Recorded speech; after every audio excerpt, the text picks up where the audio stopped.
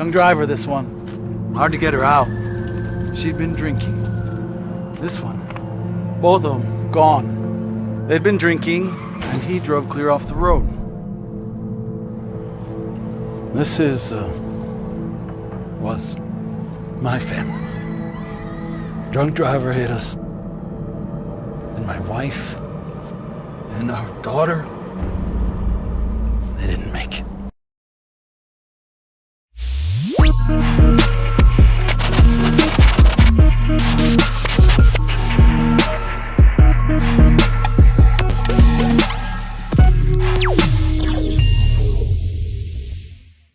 With Jeff Symbieta and JJ Buck.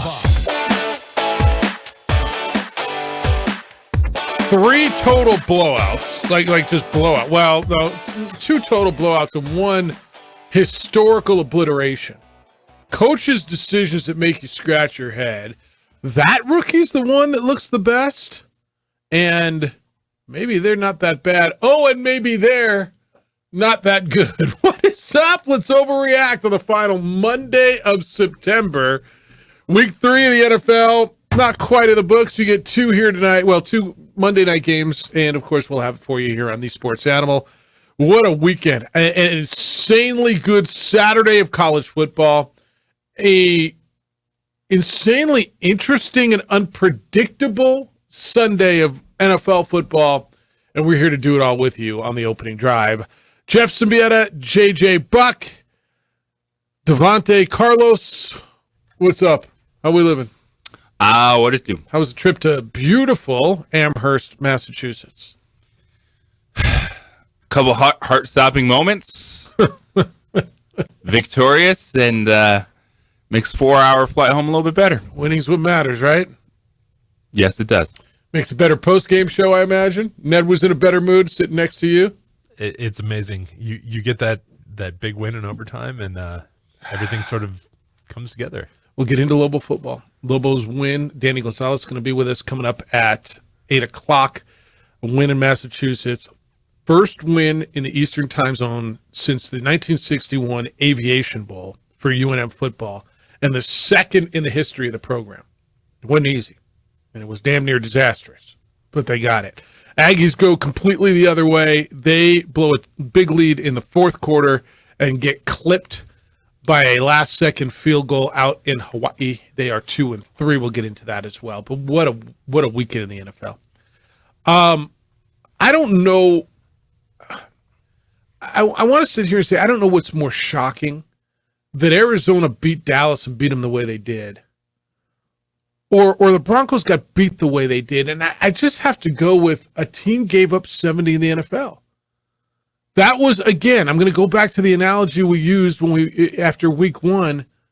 That was watching an SEC team in the middle of November buy a team to come in and beat up on. It was unbelievable. And you guys as Bronco fans, you were at a wedding, right? I did attend a wedding yesterday afternoon. Did you watch the game on your phone? Mm-hmm. I love that even more than anything. Absolutely. You guys had to be sick. Because I'm watching this, and I thought Miami's offense going in was the best in the NFL. I told you that last week, and I mean I still do. I even better than Kansas City, although it's not way better. I think it's Kansas City's really, really, really, really, really, really good. I've never seen anything like that in the NFL. Now, Kansas City could have done that yesterday to the Bears. They didn't. But it's not like they were trying. They were handing the ball off. Guys run up the middle, and A-Chain was just running away. It was literally like watching Alabama play Mississippi Valley State in November. It was like seeing Alabama play Rio Rancho High School. It was ugly. So, remember we were talking about that Week 5 game, which now is the week after this, and how great it was going to be to watch the Broncos play the Jets, and Nathaniel Hackett and Aaron Rodgers were going to come in and play the coach who, by the way, this is the coach who was ripping on the other guy for being so bad, right? And he just got a historical ass whooping. First time since when? The merger? That a team scored 70? I don't know, man. I mean, I'm not going to blame it all on Sean Payton, but he's got to eat some of this, doesn't he? Absolutely. How could he not? Yes. He's the dude that was in there talking a big game. throwing everyone else under the bus, and he comes out 0-3 with a historic beatdown. His team quit. That was embarrassing. That was one game where you look at all the things that you say, oh, this is the worst thing to say about a team. Say it about the Denver Broncos in that game. They gave up. They were not trying. They couldn't tackle from the first quarter to the fourth quarter. I mean, look, the Dolphins are good. They're not that damn good. That's an NFL football team. Where do you go from here? You got dudes in the locker room now going, I'm sick of losing. I'm sick of it. We've been losing since I'm here. They did. I hate it to say a team quit. But that team looked like they flat out quit. Now Don't give up 70 points. 70. But by trying in a football game. You give up 70 points by the backup quarterback is in. They're still handing off the football, and you just don't want to tackle anybody. I have never seen this. I can't say never. I don't recall seeing it. How about this? I don't know that I recall seeing this in a college game. 726 yards of offense. Do you? I mean, you put up 500. That's a big day. You recall 700? Sure, we could find some, but that's the only place you'd expect to see a number like that. Right. Sure, involving a Washington State or Texas Tech. 726 and 70 points, third most in league history. The points and the total yards were the most ever given up in Denver history.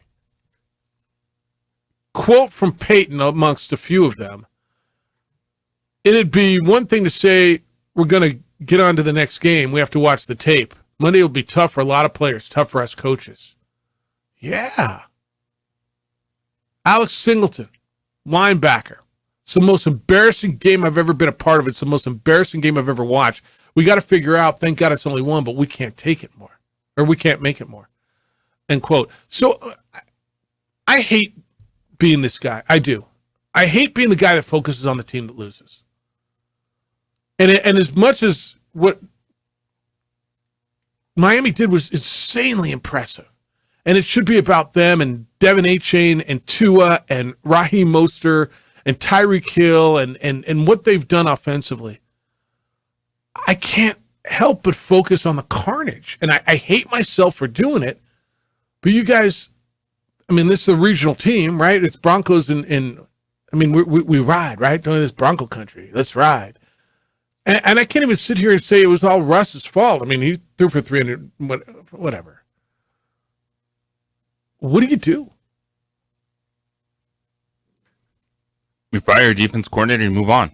You fire him today? Like, you can't do anything else other than say, we're under contract. Yep. These are the players we have for 3 games in the season. Do you want to be a professional football player or not? Seriously. You know, I watched the Bears get run out of the building. And I'm like, okay. I mean, the Bears, they're just rough week. They're not nearly as good as the team they're playing. I feel bad for them. I watched Washington just get housed by Buffalo, right? But I didn't see them quitting. I saw them out there competing, trying to make plays, trying to tackle, and they had won 2 games prior. I watched Arizona, who's supposed to be the worst team in the league. Everybody tells me they're the worst team in the league. They're not, and everybody realizes that now. They beat what was the number 1 team in the league, right? They beat Dallas. I watched Houston with a rookie quarterback go in and win in Jacksonville. Oh, they're going to win the AFC South. They may be the best team in the AFC. Stop after week 3. We don't know. It's week to week. I mean, I wish we would have had years ago. DC Marty, a caller, calls in. Well, guys, it's a week-to-week league. I wish we could just play that. That just should be a segment, right?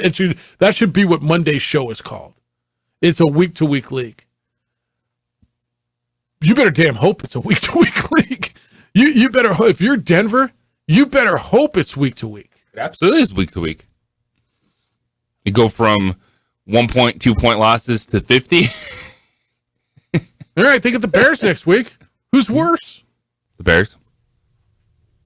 Are you sure? Yep. Why are you sure of that? I'm not sure I'm sure.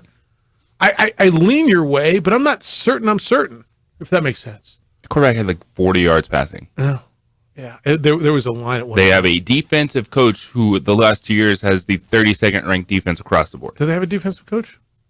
Matt Eberflus supposed to be a defensive guy. Oh, okay. I thought the guy that got that got raided by the FBI, allegedly. Where did they end up with throwing the football? Because he got some late ones, 99 yards. There was a point where it was like 3 for 15 for 36 yards or something, and it was in the fourth quarter when I looked at the stats. And I only look because he's one of my fantasy quarterbacks. He's a lot of people's fantasy quarterbacks. Is he broken, like beyond fixable? Because Justin Fields is broken. He missed a lot of the passes. Chicago Bears are broken. Yeah. That is not fixable this season. So are they your favorite for number 1 overall pick? Is this the number 1 pick bowl on Friday on Sunday in Chicago? I believe Week it 4? is. It's the number 1 pick bowl. It is the number 1 pick bowl. You have to throw Carolina in there. Carolina looks at least apt, right? I mean, they went up in Seattle and there was fight in them. They played their backup quarterback, Andy Dalton. They were winning for a while. I think Carolina is going to win some games. You know, And they're going to let Andy Dalton start the rest of the season? No, they're not. Then they're not going to win a lot of games. So you think Bryce Young's really just not ready? Yeah. Okay. All right, I'll throw him in there. I'm okay with that. The bucket's plenty big. Boy, how the narrative changes, doesn't it? 3 weeks in, we didn't know a damn thing when we started, did we? 3 weeks in, we didn't. I mean, it's insane. All right, we're here for you today. 505-246-0610. That's how to get to the show. That's the Sports Animals phone line. It is our text line. You're sending emails, Jeff at sportsanimалabq.com, JJ at sportsanimалabq.com, tweet at JJ, it's _JJ Buck. You can watch the show. We are live on Facebook. It's the OD and the AM. We are live on Comcast Channel 26, and we are live on ProView Network's YouTube channel. Adrian's producing for us there. When we come back, let's go, Cowboy fan. You explain that one. Was that just sleepwalking? Was it because you lost one of your best defensive players? Is it you just got caught flat-footed? Is it, just everybody has a bad week? What was that? Because Arizona got you from the first play of the game. They set the tone, and you never got back. How good are them Cowboys? How was the line go? How about the Cowboys? And we'll get there. And the Chiefs? Oh, and Taylor. It's the opening drive on 95.9 FM and AM 610. The Sports Animal, your home for Sunday night, tonight, and Thursday night football.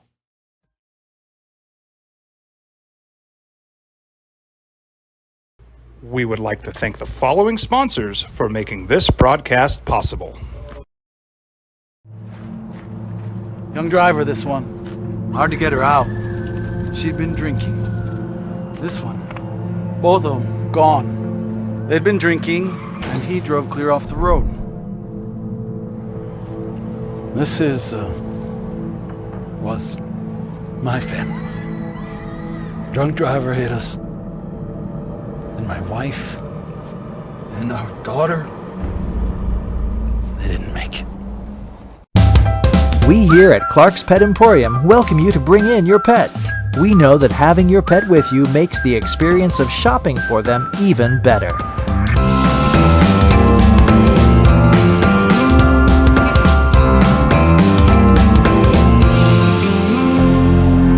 And we welcome you to bring your kids also. Clark's Pet Emporium, your pet's second best friend. Here at Clark's Pets, we understand your pets. We take meticulous time to find out more about them. Dig deep into their world to understand their needs. We do research for knowledge of each pet, so you can trust Clark's Pets to provide you the best products and service for your pets, because we work hard to understand all of their needs. Clark's Pet Emporium, your pet's second best friend. For 50 years, Clark's Pet Emporium has been your pet's favorite stop. I am Michael Azera, midfielder for New Mexico United. Clark's support for the United is an example of their commitment to local partnerships. Clark's understands that paying it forward develops a better team and ultimately better community partner. When you need pet food and supplies, Clark's is always the best shot. Locally owned and operated with 2 convenient locations. Go United! ClarksPets.com.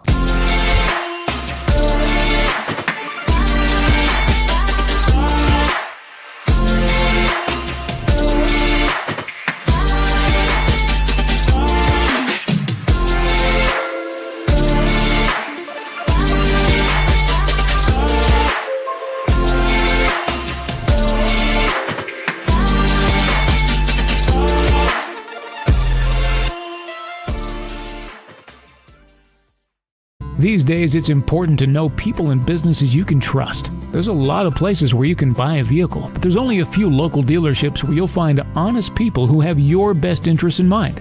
And Fiesta Kia is one of them. We've been helping our neighbors save money and drive dependable cars for years, and we'd love to help you. With new Kias arriving daily, you'll love our selection and the peace of mind you'll get driving a Kia from Fiesta. So stop by and see us today at Fiesta Kia on Lomas, or just start driving now at fiestakia.com.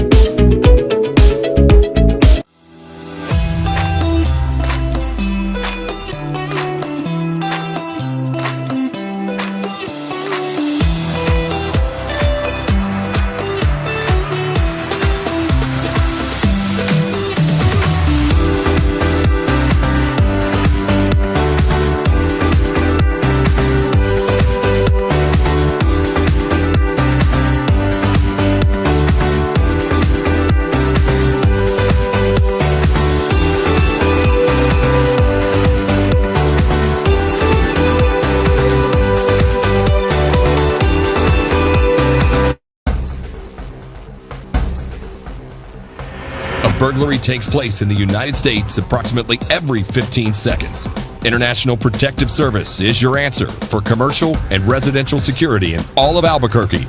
IPS will work with your monitoring company for fast, reliable response times. You can rest easy knowing you, your family, or your company is watched over by International Protective Service.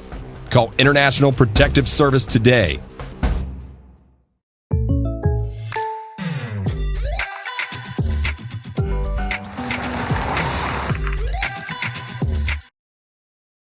Sports Animal. What's today's date? I got a text that came in Friday morning. Said Jeff had to turn on the TV to check you out. Man, if I'm walking down the same side of the street as you, I'm crossing the street. But I had the hoodie and the Prime shades on. Get into Prime, going up to Oregon. Better get me now. Well, they're getting you now. They got you now. But we'll get into it. That was coming. That was coming. You took it all right. We'll get into it. All right, Cowboy fan, where did that come from? What was that spread? That was a big number, right? Cowboys go in and get smoked by a score of 28-16 by, I don't know, was Arizona just better than we thought? Absolutely. They've been in all three games, had a chance to win. That was the opener in wherever they were, Tennessee, Atlanta. It was Washington. Then they lose to the Giants, blow a huge lead. They had that game won. They could just as easily be 3-0. They're 1-2. But they came out and punched them in the face. That first play, Joshua Dobbs running around the left end for a big gainer, and it was, 44 yards. They put it in the end zone. They played within themselves. Defensively, they played well. They frustrated Dak. They gave up a lot of yards between the 20s. But they were stout when they needed to be. Just flat out didn't see it coming. This one is less surprising. These are the games you get in the NFL. Less surprising than giving up 70 points to an sure. NFL team. Okay. Like, these games happen. There's going to be the freak out of it, and this is why you can't trust Dallas. Dallas is fine. Like, the Colts beat Kansas City last year. Yeah. In week 2 or 3 of the season. Like, these games happen in the NFL because guess what? They're professional footballers on the other side as well. And I tip my cap to Arizona because this is a team that I penciled in tanking. When you make that move, you're like, oh, Kyler Murray's hurt, and you trade for Joshua Dobbs a week before the season starts and say, this is our starting quarterback. Like, you're not setting anyone up to be successful. but that team has responded. Somehow they have built an efficient offense around Joshua Dobbs, James Conner, Hollywood Brown, and it was incredible to watch what they were able to do. Bend but did not break. And that game is squarely on the Dallas Cowboys defense. And we were talking about Micah Parsons as, could this guy be a defensive MVP candidate? Yes, they lost Trayvon Diggs. That doesn't mean your run defense should be terrible. And it was one of those moments that you get in an NFL season. And where it does hurt Dallas is these are the games, though, that you will back on and go, oh, maybe that's why we don't have home field advantage in this matchup in the postseason. Maybe that's why we miss out on being a number 1 overall seed. Do you think that was more about Dallas or more about Arizona? Because I think it was more about Arizona. I think Dallas is going to be okay. I think, every once in a while in this league, you get a game and you get clipped, and they were coming off of a game that it was a national TV game with the Jets. They got the Patriots and the Niners and the Chargers coming up, and this was I think the emotional game, the thought game plays more than you do. I know, but it's about preparation. To me, this was more about Arizona being pretty good. How about not as bad as we think? Then the Cowboys are overrated. I still think Dallas is going to be there when it's said and done. Yeah, that's what I said. These games happen. You get clipped. The other guys get paid too. Yeah, I'm interested to see where Cowboy fan is today. Where are you in Dak? I mean, Dak hasn't been great. He didn't have to do anything in week 1, necessarily, or week 2. I'm going to tell you one thing, though, that this may do. This may give a little bit of a blueprint. It's a copycat league. And the Cowboys were insanely dominant in the first 2 weeks defensively. They shut out the Giants. They gave up 10 points to the Jets. And then Arizona came out. Now they get Mac Jones next week, and they're really struggling offensively. New England is. They won with 15 points this week. But it's going to be interesting to see what the 49ers do in week 5, right? You look at this tape and you say, okay, what did Arizona do to move the ball? And I thought they mixed it up really well. And again, I'm going to give a little bit of love to Joshua Dobbs. You have to. Yeah. But this is one where there's still a lot more expectations that you say on Dallas. So where is the concern? These games happen, but you can look back at this game, and this could be one that flips home field advantage. This could be one that keeps you out of the running for number 1 overall seed in the NFC. While these games happen, there's still ramifications for these games happening when you get towards the end of the season. And absolutely looking at the offense that's led by Dak Prescott, can't be 1 of 5 in the red zone. Well, that's where I was kind of going with the Dak thing. I mean, I think it's still out. And for those who think that he's great, okay. And for those who think they're not sure, I think that's fine too. He's got to be better than that against that team. Whatever said about Arizona and they're trying and they're pros, like, they're not good enough to keep you out of the end zone all day. They're just they shouldn't be good enough to keep you out of the end zone all day. How about that? We make a Rico Dowdle, by the way. Rico what now? Rico Dowdy. Their other running back. They're the number 2 guy for he makes plays though. But when he gets the ball in his hands for Rico Dowdle for Dallas, when he gets the ball in his hands, I mean I like him. I think he makes plays. All right, a couple other ones yesterday.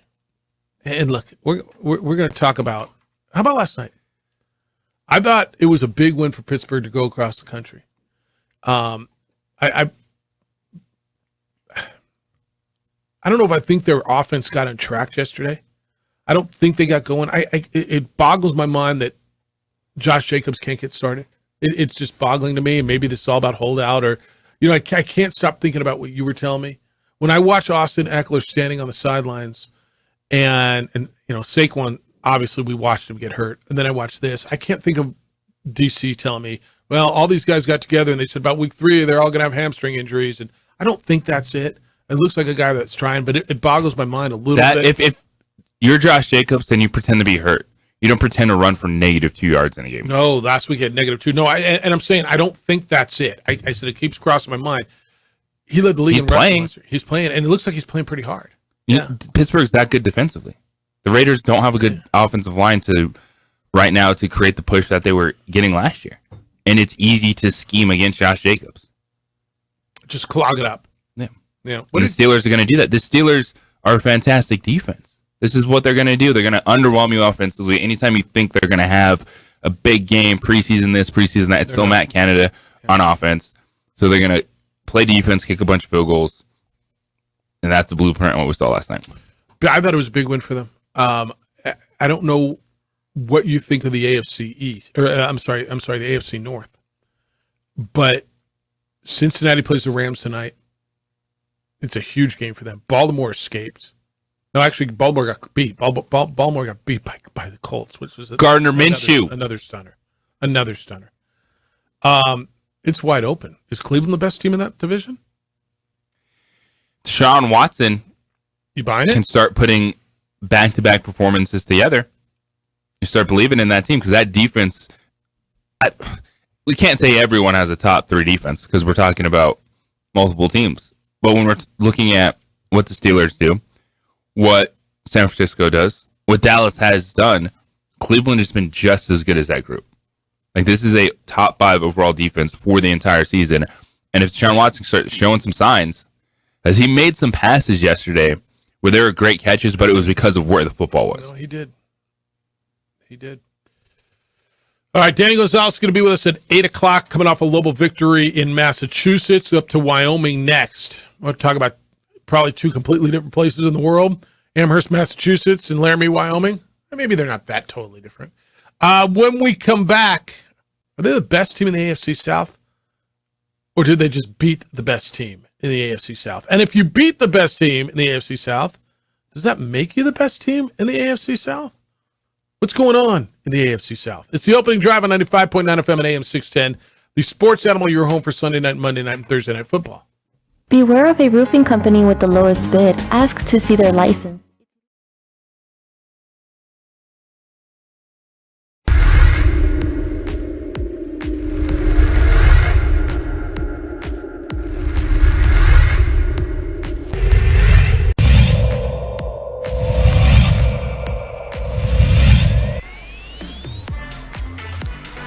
Olivas going to the corner of the end zone. Nice grab there by Josh Jackson, and that's going to be a touchdown, El Dorado.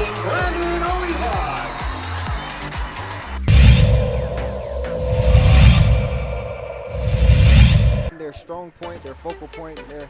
Nelson will keep it himself for some room on the right side. Nelson's on his feet, and he is in. It's a touchdown for Noah Nelson.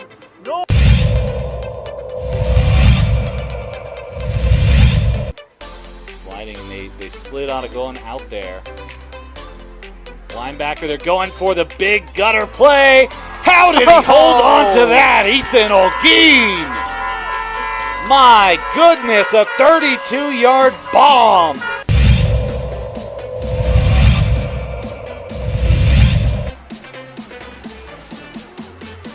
He's going to launch this one long, and it's a little bit short, but what a pull down. Fabian Trujillo. Unbelievable, this man.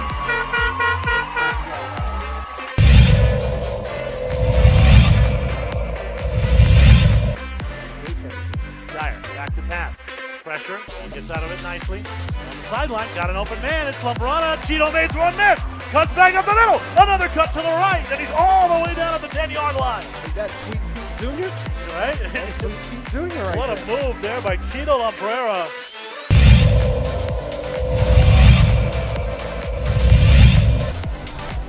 Second and 1, give it to Gallus. Once again, he evades one tackle, evades 2. Breaking into the open, there's a block, bye-bye.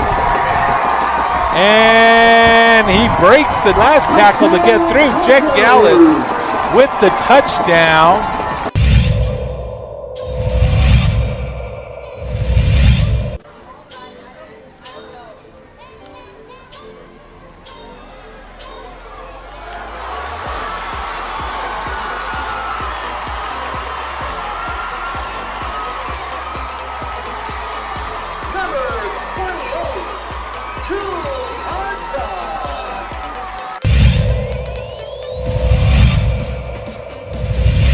Happy with his defense so far.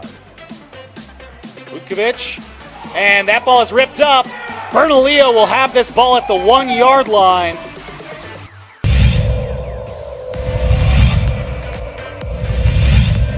That's the extra yards for Cheeto.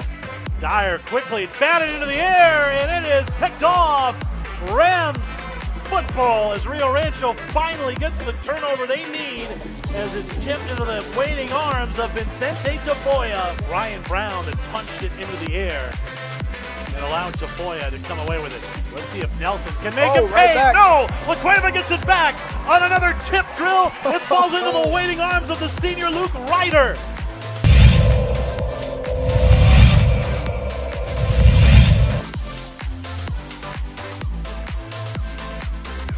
Kick is up. It will bounce into the arms of Daniel Garcia, and Garcia explodes through the middle. He dodges Castro, and Garcia will run that one back from about the 17-yard line. Call that one an 83-yard touchdown rush.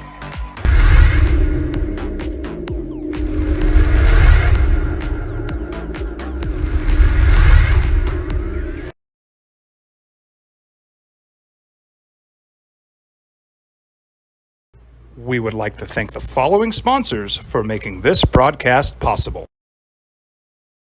70. That was that 70 show yesterday. Dolphins running up and down the field. 505-246-0610. 70-20. No. That wasn't Georgia playing Alabama A&M. It wasn't Alabama playing Middle Arkansas. It wasn't Oregon playing Colorado. It wasn't even that, although it could have been. That 70s show, are they about to give Sean Payton 30 years? Pay the man, though. I mean, pay and give up a couple draft picks for him. Hoping I would hear from this guy today. Tony, how you feeling? That 70 show? Yeah. Okay, yeah, that's kind of that's funny. I'll give you that one. That was ridiculous, man. Completely, totally ridiculous. Look at when I heard that my beautiful, beloved Denver Broncos hired Vance Joseph as their defensive coordinator, I cringed, man. Like, he couldn't cut it as the head coach. I mean, his defense in Arizona was trash. Also, what did they think they were getting? What did they think they were getting? Now, you know me. I'm not one to fire coaches right away. That's more JJ style. But he's got to go. After that, after what that came out, what they showed yesterday, he's got to go. Somebody's got to get fired for this. No, somebody has to lose their job for this. That's just ridiculous, man. It has to. It has to. I don't care. And you know me, Jeff. I'm not. Hey, let's get rid of this guy. Get rid of trade this guy. Bench this guy. No, I'm not. But giving up 70 points, 726 yards of offense. Yep. Someone's got to go. You want it to be the defensive coordinator. All right. Thanks, Gone. Tony. Yeah. Gone. Yeah. And look at kicked out of Colorado. Don't let him back. Never let him back in the Evergreen State. His Colorado privileges have been revoked. Goodbye. Bye. See you. Thanks, man. You are the weakest link. Goodbye. I always wonder about games like this. Is it all scheme? Okay, it's scheme. Dudes got to make plays, don't they? Absolutely. This team, we've seen it the last few seasons. They were not a quarterback away. The defense had regressed. This overall, the roster was not as strong. When there were a few seasons where you're watching the Denver Broncos play and you feel, oh man, if they could get the offense right, if they could get a quarterback in there, this team could compete. Well, they missed that window. And then you get on the backside, what the heck is going on? Is this quarterback broken Russell Wilson? And this is the result. All right, 3 weeks in, what do you think of Russell Wilson?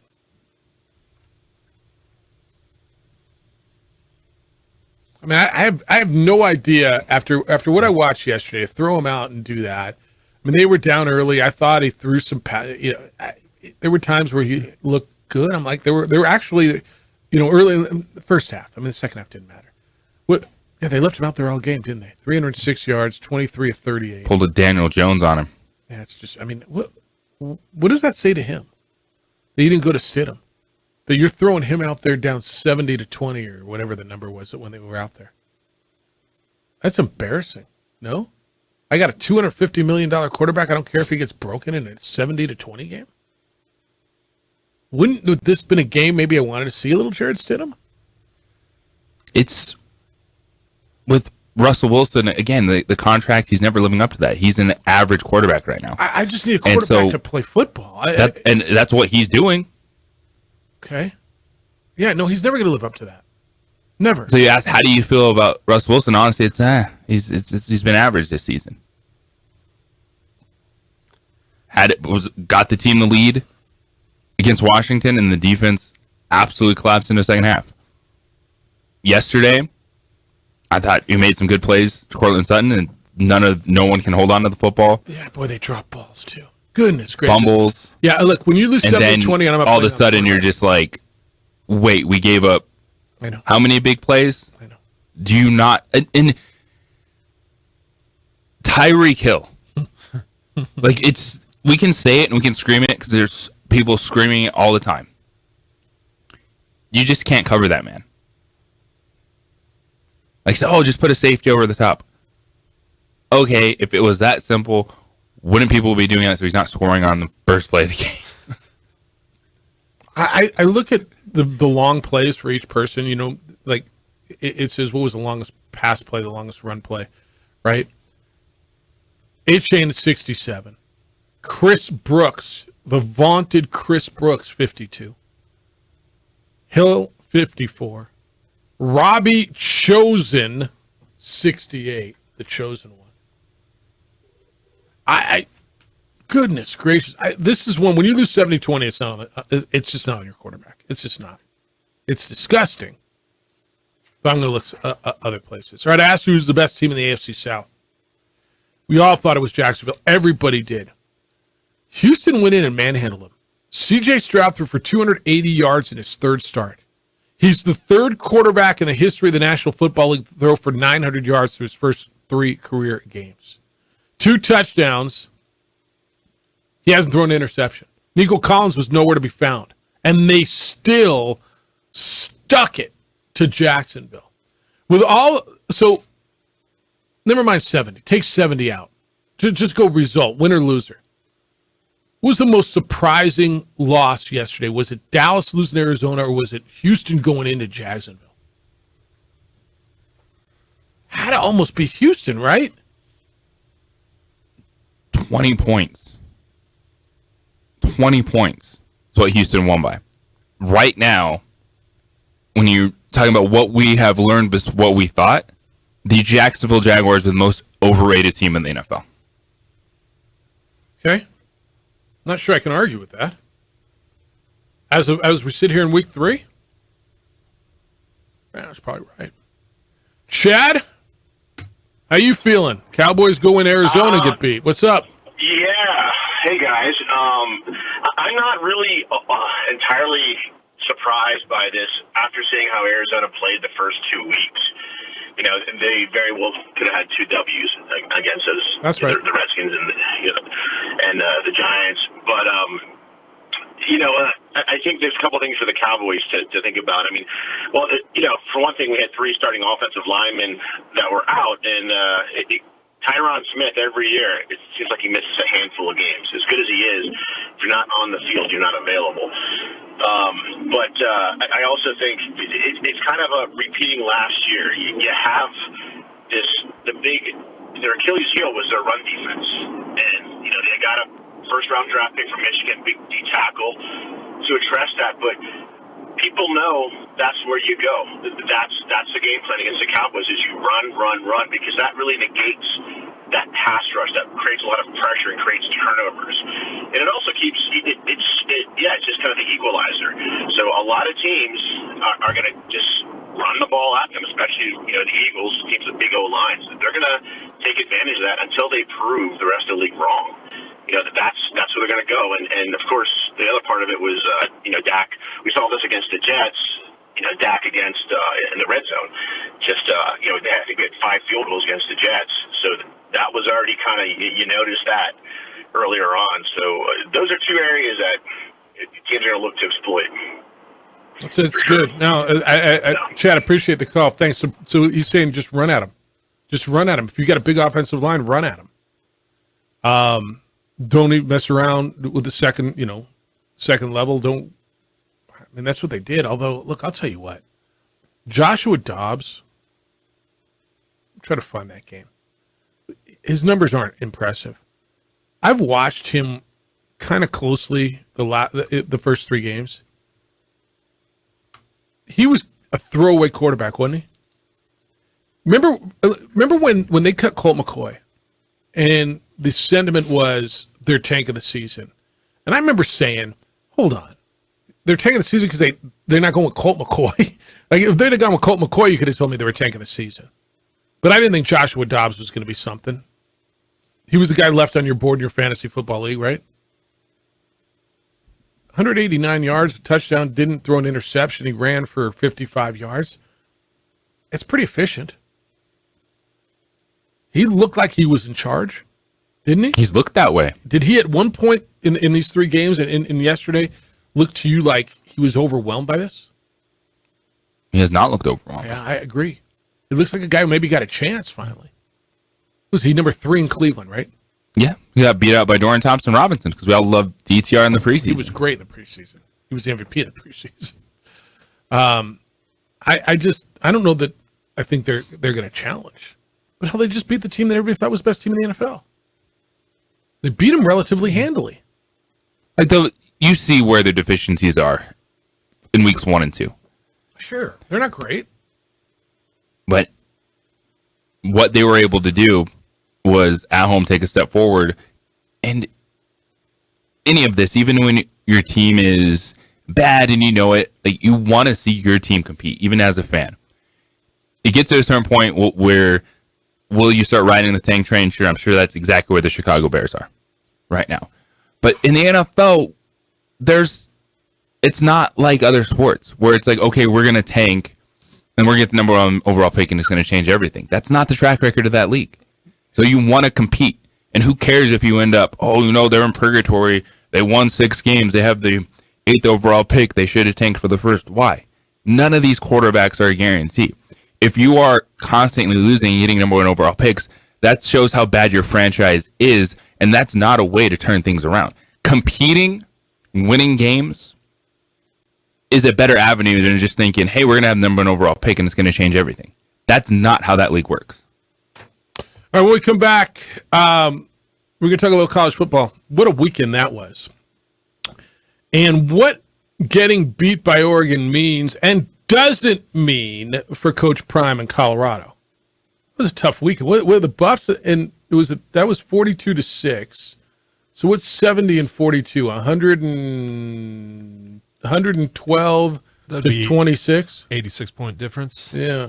Wow. All right, rough week on the front range. What it means and what it doesn't. And then Danny Gonzalez is going to be with us at 8 o'clock, talk about that Lobo victory on the road at UMass. It's the opening drive on 95.9 FM and AM 610, Sports Animal, your home for Sunday night and Monday night and Thursday night football. This report is sponsored by... We would like to thank the following sponsors for making this broadcast possible. Young driver, this one. Hard to get her out. She'd been drinking. This one. Both of them gone. They'd been drinking, and he drove clear off the road. This was my family. Drunk driver hit us.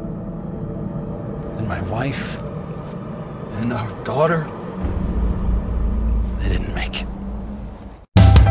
We here at Clark's Pet Emporium welcome you to bring in your pets. We know that having your pet with you makes the experience of shopping for them even better.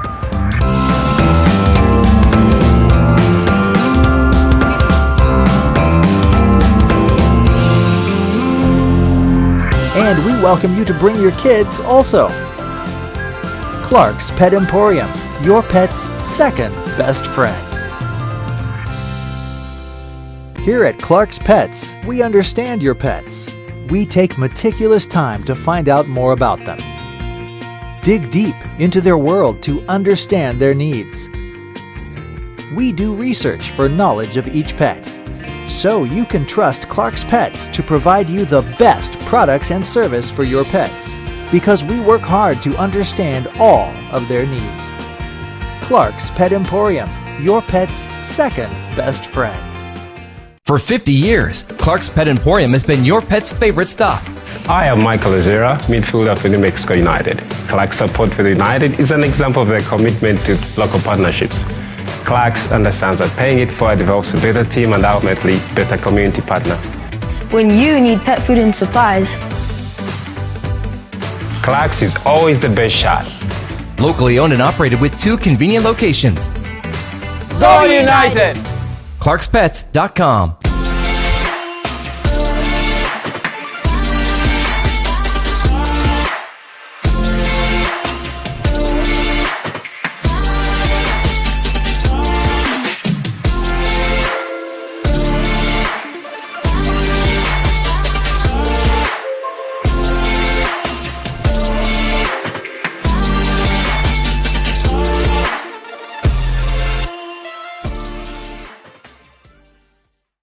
These days, it's important to know people and businesses you can trust. There's a lot of places where you can buy a vehicle, but there's only a few local dealerships where you'll find honest people who have your best interests in mind.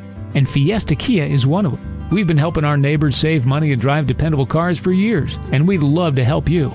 With new Kias arriving daily, you'll love our selection and the peace of mind you'll get driving a Kia from Fiesta. So stop by and see us today at Fiesta Kia on Lomas, or just start driving now at fiestakia.com.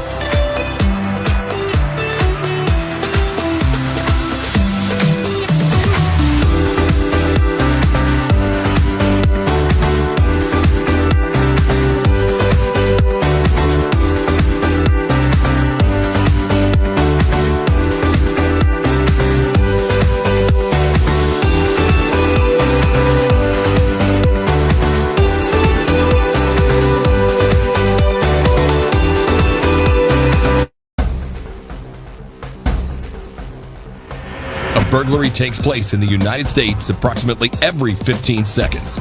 International Protective Service is your answer for commercial and residential security in all of Albuquerque. IPS will work with your monitoring company for fast, reliable response times. You can rest easy knowing you, your family, or your company is watched over by International Protective Service. Call International Protective Service today.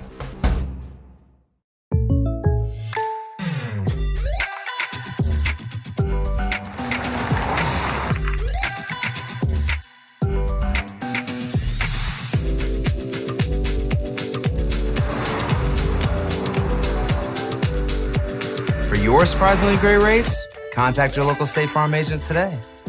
If you want the real deal, call State Farm agent Marty Size in Albuquerque today. Like a good neighbor, State Farm is there. Don't sacrifice quality and flavor when you're in a hurry. Golden Pride offers ribs, fried chicken, red and green chili breakfast burritos, and Frontier sweet rolls. I'm all. What a weekend, huh? I mean, it's just every weekend. That's why we love this. It's why you do it. The Ohio State Notre Dame game was insane. Clemson and Florida State was ridiculous. I mean, the Lobo game was fun. I mean, at least the result was for it made the ride home better for JJ and the rest of the group on that chart. Everyone, oh my goodness. 505-246-0610. Adolph, good morning. How you doing? Oh, pretty good. Yeah, I've got some comments here regarding the Bears, that debacle of a conversation. Yeah. Yeah, you know, and just like I said last week, Fields can't read an NFL defense. And there's a YouTube video with that title, and that goes into quite amount of depth regarding his inability. He had success at Ohio State because he had a trio of excellent receivers, namely Chris Olave, Garrett Wilson, and Jackson Smith-Njigba. But because he presently can't read an NFL defense and adjust his play call at the line of scrimmage on the fly, he panics, and then he runs out of the pocket. On the game against the Chiefs, I noted that he ran out and was hit so hard that his wide receiver, I believe it was DJ Moore, had to basically signal for medical assistance to come into the Bears from the Bears sideline to check on him. Yeah, he literally was staggering off the field. No doubt. When I hear this talk about you can't worry about your quarterback being injured, no, that's the reason why you don't have running quarterbacks in the National Football League who are successful. In essence, Fields doesn't go through his progressions fast enough. The stats. I checked his stats, gentlemen. The Kansas City game, 11 for 22 for 99 yards, 1 touchdown, 1 pick, and it was a garbage touchdown, okay? Garbage time. When's the last time y'all can remember a starting QB in the National Football League who played the entire game and threw for less than 100 yards? I can't recall that happening in recent memory. So what are you saying as a Bear fan? Is it time to go somewhere else? Is he just not the guy? It's done. Yeah. Fields does not have it. He's not going to be starting at it. He'll be lucky to retain that starting spot through 17 games. This is the worst team in the National Football League, bar none. Now, with regard to the Broncos, I'm curious regarding Sean Payton's comments after the game. From what I saw, that team quit. Yep. And isn't this the same Sean Payton who made comments publicly about the previous coach of the Broncos? Who they'll see next week, the week after this. And what did I say 2 weeks ago? Sean, don't worry about the previous coach, okay? Your job is to prepare your team. Obviously, that didn't happen. I'm out. Later. Yeah, same guy. They get the Jets next week. Not this coming week. They get the Bears. Nathan Peterman's a backup quarterback in Chicago. Over under 3.5 wins for the Chicago Bears. Under. I'm not sure where they're winning games. I mean, maybe this week they get Denver. Chargers. So Justin Fields is not good. But what was Chicago doing with Justin Fields? What do you mean? Why did you not have a plan for Justin Fields? Adolph, he has the stats and he's right. But a YouTube video breaking down someone saying he can't read a defense when they've not built that team around him. They spent 3 years with Justin Fields after drafting in the first round. He's had 2 different offensive coordinators. And he's like, well, he had all these NFL wide receivers. Why didn't Chicago try to get him NFL wide receivers before this season? Why didn't the Chicago Bears go all in on Justin Fields? Now, he's a little caught up in, I know Adolph is old school. He's a little over his skis, I think, with the whole running quarterback thing. Because we've seen guys be able to develop and be athletic and win from the pocket still. But I look at this as it's easy to blame Justin Fields for everything. But why didn't they start building around that quarterback? Why did they wait until year 3? They traded away their best defensive pieces last year. They didn't go in year 2, start acquiring offensive pieces. He had a brand new offensive coordinator last year. So as a rookie, had Bill Lazor, and then he had Luke Getsy the last years. Like, where was their plan for Justin Fields? DJ Moore, Darnell Mooney, Chase Claypool, and Cole Kmet. Are those, I mean, would you say those are good NFL receivers? That's not the worst receiving core in the league. You don't think they're good? No, I think they are. But we see they had zero plan for Justin Fields prior to this year. And last year is a great example of what I was talking about last segment. Don't punt the season. They punted the season last year. They're like, we're going to acquire draft assets. We're going to trade Roquan Smith. We're just going to let Justin Fields run around and not worry about it. well, you get to year 3, and then you think you're going to try to start doing something. It's too late. Yeah, he hasn't grown. He hasn't progressed. And then you overcoach him, and he's robotic because he's listening. The offense coordinator probably sounds just like Adolph. Don't you be running. You're going to get broken. This ain't how we're going to win games. And then he sits there in the pocket for 2 games, can't do anything, and he's broken, and there is no coming back for Justin Fields at Chicago. Well, he looked a little different to me early in the game yesterday, where he did get out of the pocket early. What did he run for? 11 times for 47 yards. I mean, so he got out more than he did. What was it? 4 times? He had 4 rushes in the previous 2 games. He had 11 yesterday. So it felt like he was a little freer to get out. I don't think Adolph's wrong in saying he can't read defenses. I struggle with that. And is that on him? Is that on the coaching staff? Yes and yes. There was a plan for him.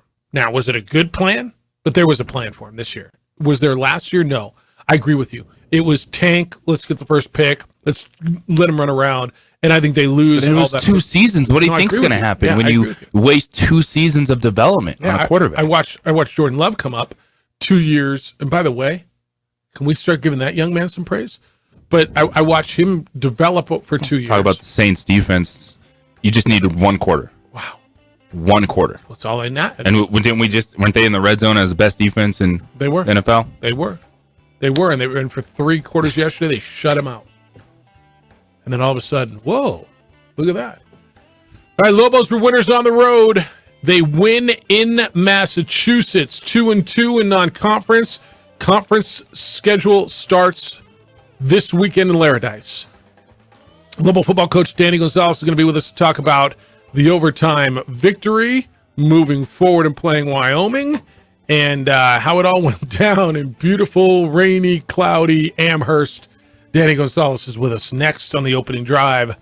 I'm really excited to talk to him about how it all went down at the end and how he got that team turned around with everything going against him and win that game in overtime. It's the opening drive on 95.9 FM and AM 610. The Sports Animal, your home for Sunday night and Monday night and Thursday night football. We would like to thank the following sponsors for making this broadcast possible.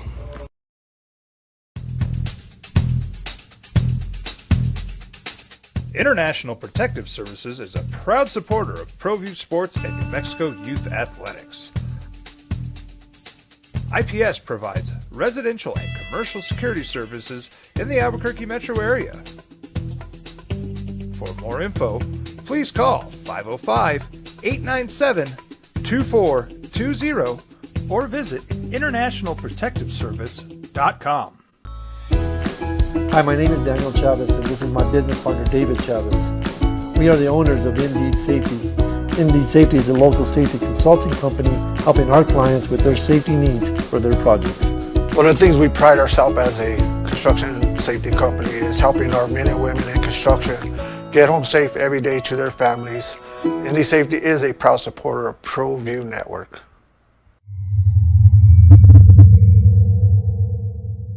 Hi, I'm Steve Stucker here for Dr. Robert Melendez and the Juliet Eye Institute. You may remember me like this, but no more. The glasses are gone. I tossed them months ago because of a brand new procedure from Dr. Melendez known as RLE, Refractive Lens Exchange. The latest technology, the best eyesight I've ever had in my life, and you can check it out by clicking on the link in the description right here. Don't sacrifice quality and flavor when you're in a hurry. Golden Pride offers ribs, fried chicken, red and green chili breakfast burritos, and Frontier Sweet Rolls. 4 great locations, or visit us online at goldenprideabq.com. Golden Pride Barbecue Chicken and Ribs are proud supporters of ProView Sports.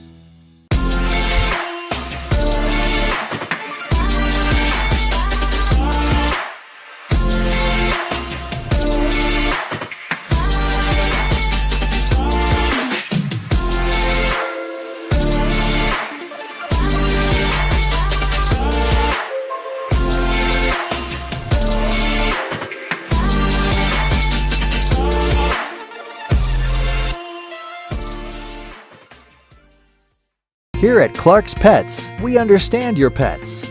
We take meticulous time to find out more about them. Dig deep into their world to understand their needs. We do research for knowledge of each pet, so you can trust Clark's Pets to provide you the best products and service for your pets, because we work hard to understand all of their needs. Clark's Pet Emporium, your pet's second best friend. For 50 years, Clark's Pet Emporium has been your pet's favorite stop. I am Michael Ozira, midfielder for New Mexico United.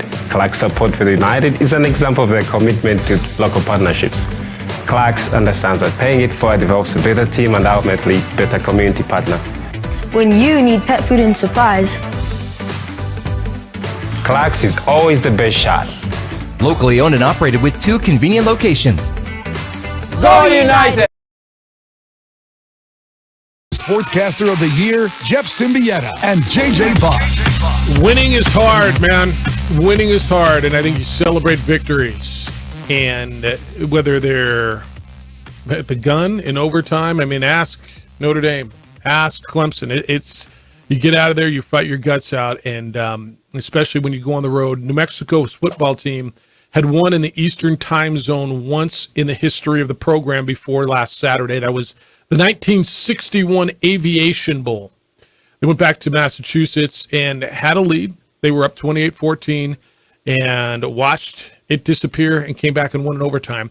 34-31, a gutsy win in Massachusetts for the Lobos, and they go to 2-2 on the season. The conversation with Danny Gonzalez is sponsored by the law offices of Rudy Chavez. Where do you turn when you need legal help? Rudy is experienced and really cares. Call Rudy at 505-242-5500 today and make your legal problems go away. Lobo football coach Danny Gonzalez is with us this morning on The Sports Animal. Congratulations, going back east. So that makes you the second coach in the history of this program to win in the Eastern time zone. Well, in 125 years, we obviously hadn't had very much success. Thank you for having me on this morning. How are you guys? We're good, thank you. How you living? You good? After watching the tape, you feel better? You feel worse? How do you feel about that whole thing? Oh, I think our team is resilient and found a way to win when the second half we kind of let everything go the other way. But I thought they kept fighting. I mean, the overtime, I thought our guys were really into it, and they were excited to continue to play and find a chance to win. I mean, there's been a lot of times in the times that I've been here, you get close games and they go the other way into the fourth quarter. And when we gave up the play with 1:01 to go, I mean, I'm on the sideline, and we had a great beat on that ball, and they go, all right, we're going to win this game. It's going to intercept it right here, and all of a sudden the dude ends up in the end zone. For our guys to overcome that, I was really proud of them. Danny, I don't know where this is going to go, and we'll see over the next month and a half, 2 months. But in the past, New Mexico loses that game, right? And there was my phone blew up. Oh no, here we go. The Lobo fans have watched come from ahead losses, and your team found a way to win. Whatever was said in overtime, I don't know if this is a turning point. We'll find out. But do you agree in the past, when something like that happens to this program, you probably don't find a way to win? Well, there's no doubt. I mean, it would have been significantly easier if one of the possessions where we got the ball around midfield, we put the dang thing in the end zone or kick a field goal and get some points. And if it's 35-17, all of a sudden you got a lot more breathing room. The reality of it is for this football team to win the game like they did Saturday probably was better for us in the long run. It wasn't good for my hair. I mean, it's turning more white and I'm losing it, but it was a really good job of finding a way in the overtime to come out with a victory. Now, Danny, too, in that overtime, you mentioned it. You said you were old school, too, but it's a trust in your defense after how that game had ended to put them right back there on the field so you guys know what you need to do. To see them respond in that moment, what did they show you? Well, I mean, going into it, obviously the minute one you give up a 65-yard touchdown, that's ridiculous, especially when you have a free safety that goes up to make a play and just misjudges the ball and makes it look silly. We knocked out the second quarterback, or the starting quarterback, Carlos Davis. He couldn't come back in, and I knew they were going to have a hard time with 16. Now, he played okay. We were going to get after him and pressure him. So, I told Bryant when they kicked that field goal, I said, this is 4-down territory, man. We're not kicking the field goal to tie this thing. We're going to either win or lose in this overtime. So go put the ball in the end zone. And that was the belief I had. We stopped and held them to that field goal. Because we had success early in the game on 3rd and short and 4th and short, 4th and a half yard, they didn't want to go for it. They wanted to come up with the points. And so we did our job, held them to a field goal attempt. They made it, and then we put the ball in the end zone. Lobo football coach Danny Gonzalez joining us on the Sports Animal. You mentioned that first half, the short yardage situations where your defensive line played really well. You had big pass breakup by Christian Ellis in that third quarter. How big were those moments that just kept you guys just to take ahead throughout that game? Well, just getting off the field, having the opportunity to get off the field, they wanted to continue to move the ball and try and put it in. And the first 3rd and 1 was a really good play by Alec Marenko. I mean, that was one of those deals where you're going to see who's tougher right there, because they put their big old boys on the line of scrimmage in a 4-point stand. All right, we lost him. See, that's the magic of cell phones, right? Well, let's reestablish that if we can, DC. All right, it's a good point on the overtime. We'll call Danny back and get this reestablished. He said we're winning or we're losing it here. I was interested in the conversation that said they should take the ball first. I know that's kind of a new school way of doing this thing, right? I still think, why would you not want to know what to do? Why would you not? Why is that new school thinking a deal? It's either you have the trust, say we're going to go out there, score that touchdown, and then play defense for 4 downs, or we know what we're going to do. Yeah, I don't understand. They did that the right way, and they held them to a field goal. The other thing was there was a bunch of, 3 fourth downs stops? They had 3? Yeah. All right. Which line am I looking at, DC? Line 1? All right. Danny, sorry about that. I guess we lost you. You with us now? All right. Your offense in the first half moved the ball really well. And I was like, wow, okay, that's that offense that we're talking about. Different story in the second half. Was it something they did? Did you call it a more conservative game? What was the difference you saw? Because your offense really, really was nice in the first half. Well, they did make an adjustment. They went from a 4-down front and they put a 5-down front. They went to a 5-2 and they put guys on every single one of our linemen, which created a little bit of confusion the very first drive. But after that, we had a couple running backs that hit some holes that if they make a cut to the left or right, we've got some gains there that a couple of them might be long touchdowns. So we've got to do a better job of just adjusting what they did. And then their corners played significantly better in the second half than they did in the first half. I mean, Deuce and Caleb, those guys, they were getting open and making some good plays. We have the same opportunity to make those plays, and on the 50-50 balls, give their DBs credit. They made a couple plays that stop drives. I mean, we've been really good on 2nd and long this year. We weren't as good on 2nd and long Saturday in the second half, and they got us into some 3rd and longs, and they've got a couple guys. I mean, they're number 1, their left defensive end, and number 42. They did a really good job of getting pressure on Dylan and getting him to get the ball out a little bit. So we made some mistakes in the second half that enabled us to put the ball into the end zone or kick a field goal, but we found a way to win. I'll tell you that. That was a good thing for our team. Yeah, no, it certainly was. Danny Gonzalez, Lobo football coach, is with us on the Sports Animal. All right, assess your defenses and specifically your defensive backfield. Obviously, give up some yards, the big play in the second half. Where are you? Do you feel like your DBs, your pass coverage is getting better on the back end? Well, I mean, I'm sounding like a broken record and it's getting frustrated, but we need to grow up back there because if you break it down into the few plays or whatever that make a difference in the game, we played 70 plays on defense. In 63 of those 70 plays, they had 220 yards of total offense, and they had 9 points. In the other 8 or 7 plays, they had 245 yards and 21 points. We give up a slant and go, which Zach Morris has got to understand. They're not going to throw the ball at Dante Martin. He's too dang good. They don't even want to take chances, so he's going to have to continue to make plays. He had a really good game other than he gave up a 24-yard slant goal for a touchdown. And Christian Ellis, he had an opportunity at 3 interceptions where he just got to go point the ball and take it. It's the same thing of they're not running wide open and making plays that we can't react. We're not making plays on those 50-50 balls. If we make plays on 3 of the 4, it's not even a close football game. So we need those guys to continue to get better. They're in position. They're just not making plays. And, I mean, the meeting we had with them yesterday was, boys, I mean, it's either you start making plays or we find somebody else because we're right there. Some guys just can't do it. I believe in the ones that we have out there. Tavian Combs had an unbelievable football game on Saturday.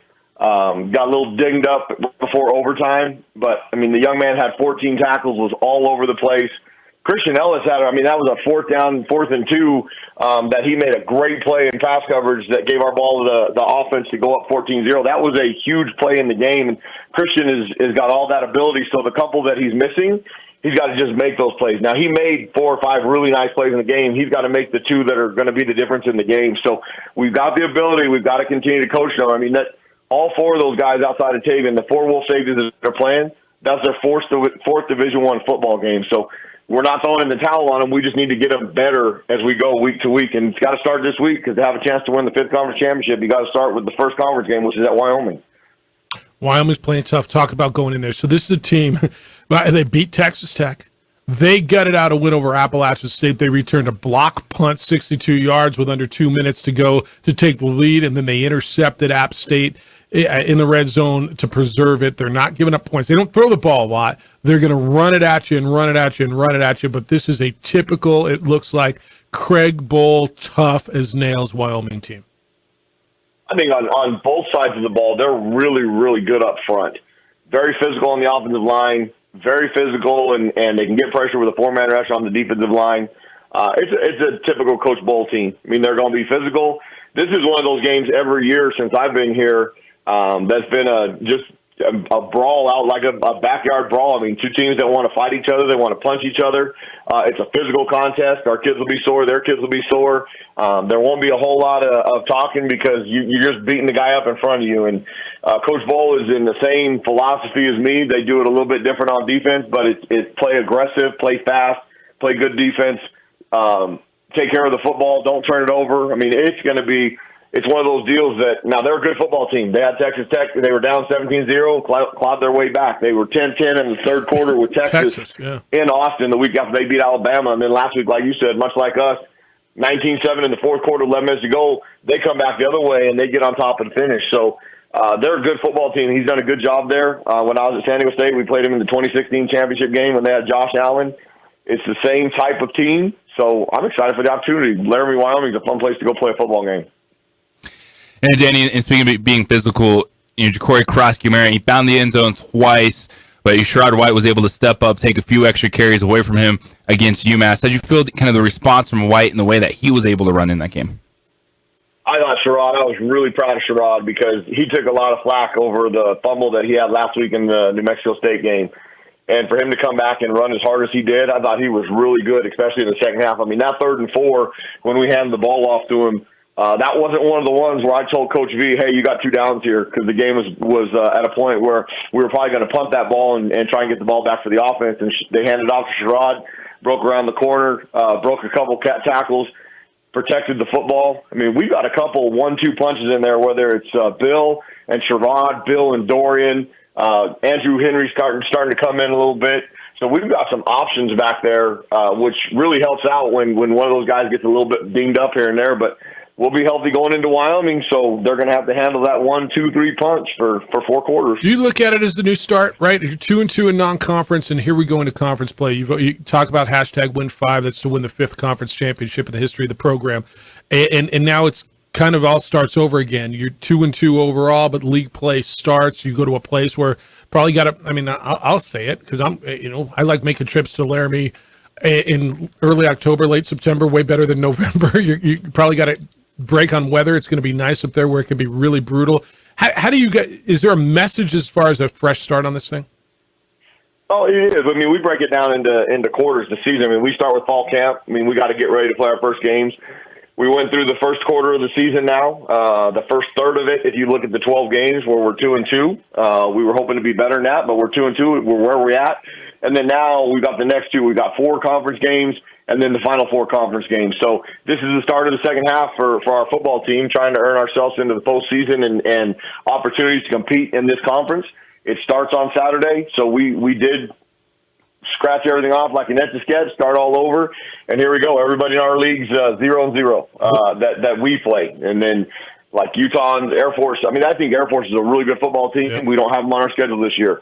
The next best team in this league, I think, is Fresno, and then right behind them is Wyoming. So we start with one of the upper echelon teams to give ourselves a chance to throw our hat in the ring. So our kids are excited. Like you said earlier, it's a heck of a lot easier to fly home 4.5 hours after you come out with a victory and find your way to fight, especially the way we did, than having to figure out what's next if you lose that football game. So our kids came in yesterday with a good attitude, and they had a good attitude last week, but I could tell they were licking their wounds. We'll start on UMass tomorrow morning. On Wyoming, tomorrow morning, and move forward. It's amazing what winning does to validate it all, isn't it? Right? You just look in those young men's eyes, and they get the result after listening to it, getting yelled at, getting coached, sweating, and all that. Just what winning does. You say you only get 12 guaranteed opportunities, and winning's a big deal. So it makes a big difference. Appreciate the time. Always do. We'll talk to you throughout the week, and good luck at Wyoming. Appreciate you guys. JJ, you did a nice job. I get to listen to those things on Sunday night. It's kind of my luxury after we play a game to sit back and watch the other team and listen to you guys. Did a nice job. Congratulations on your first one for football, and that was exciting. Thank you for all you guys do for us. We're excited about getting ready to play. Go Lobos. Thanks, Coach.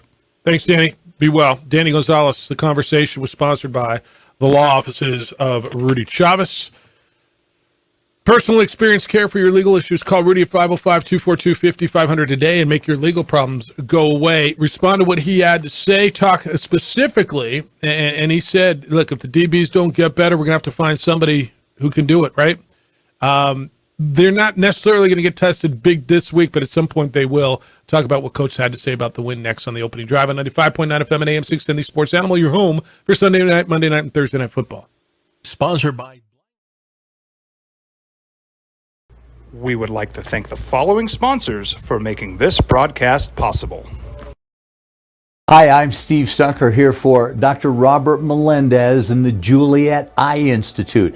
You may remember me like this, but no more. The glasses are gone. I tossed them months ago because of a brand new procedure from Dr. Melendez known as RLE, Refractive Lens Exchange. The latest technology, the best eyesight I've ever had in my life, and you can check it out by clicking on the link in the description right here.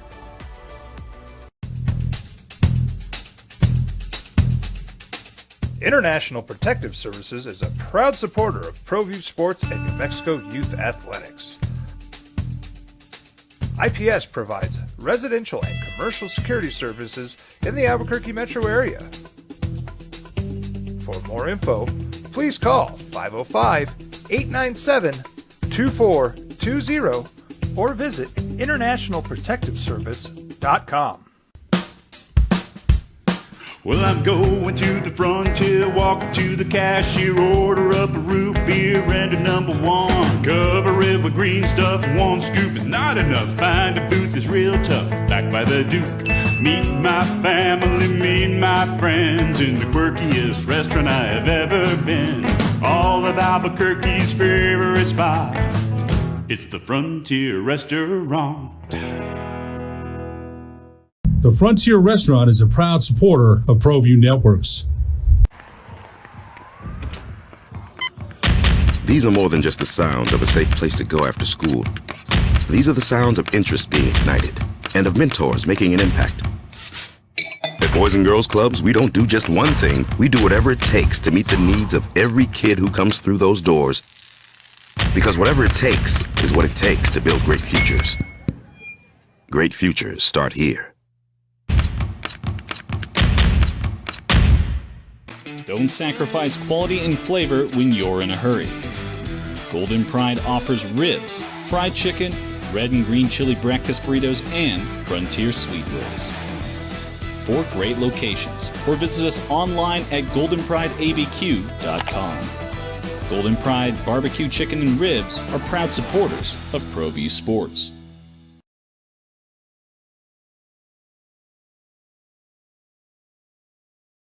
We would like to thank the following sponsors for making this broadcast possible. Hi, I'm Steve Stucker here for Dr. Robert Melendez and the Juliet Eye Institute. You may remember me like this, but no more. The glasses are gone. I tossed them months ago because of a brand new procedure from Dr. Melendez known as RLE, Refractive Lens Exchange. The latest technology, the best eyesight I've ever had in my life, and you can check it out by clicking on the link in the description right here.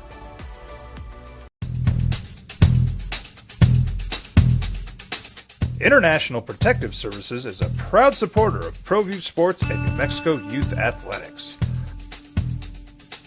IPS provides residential and commercial security services in the Albuquerque metro area.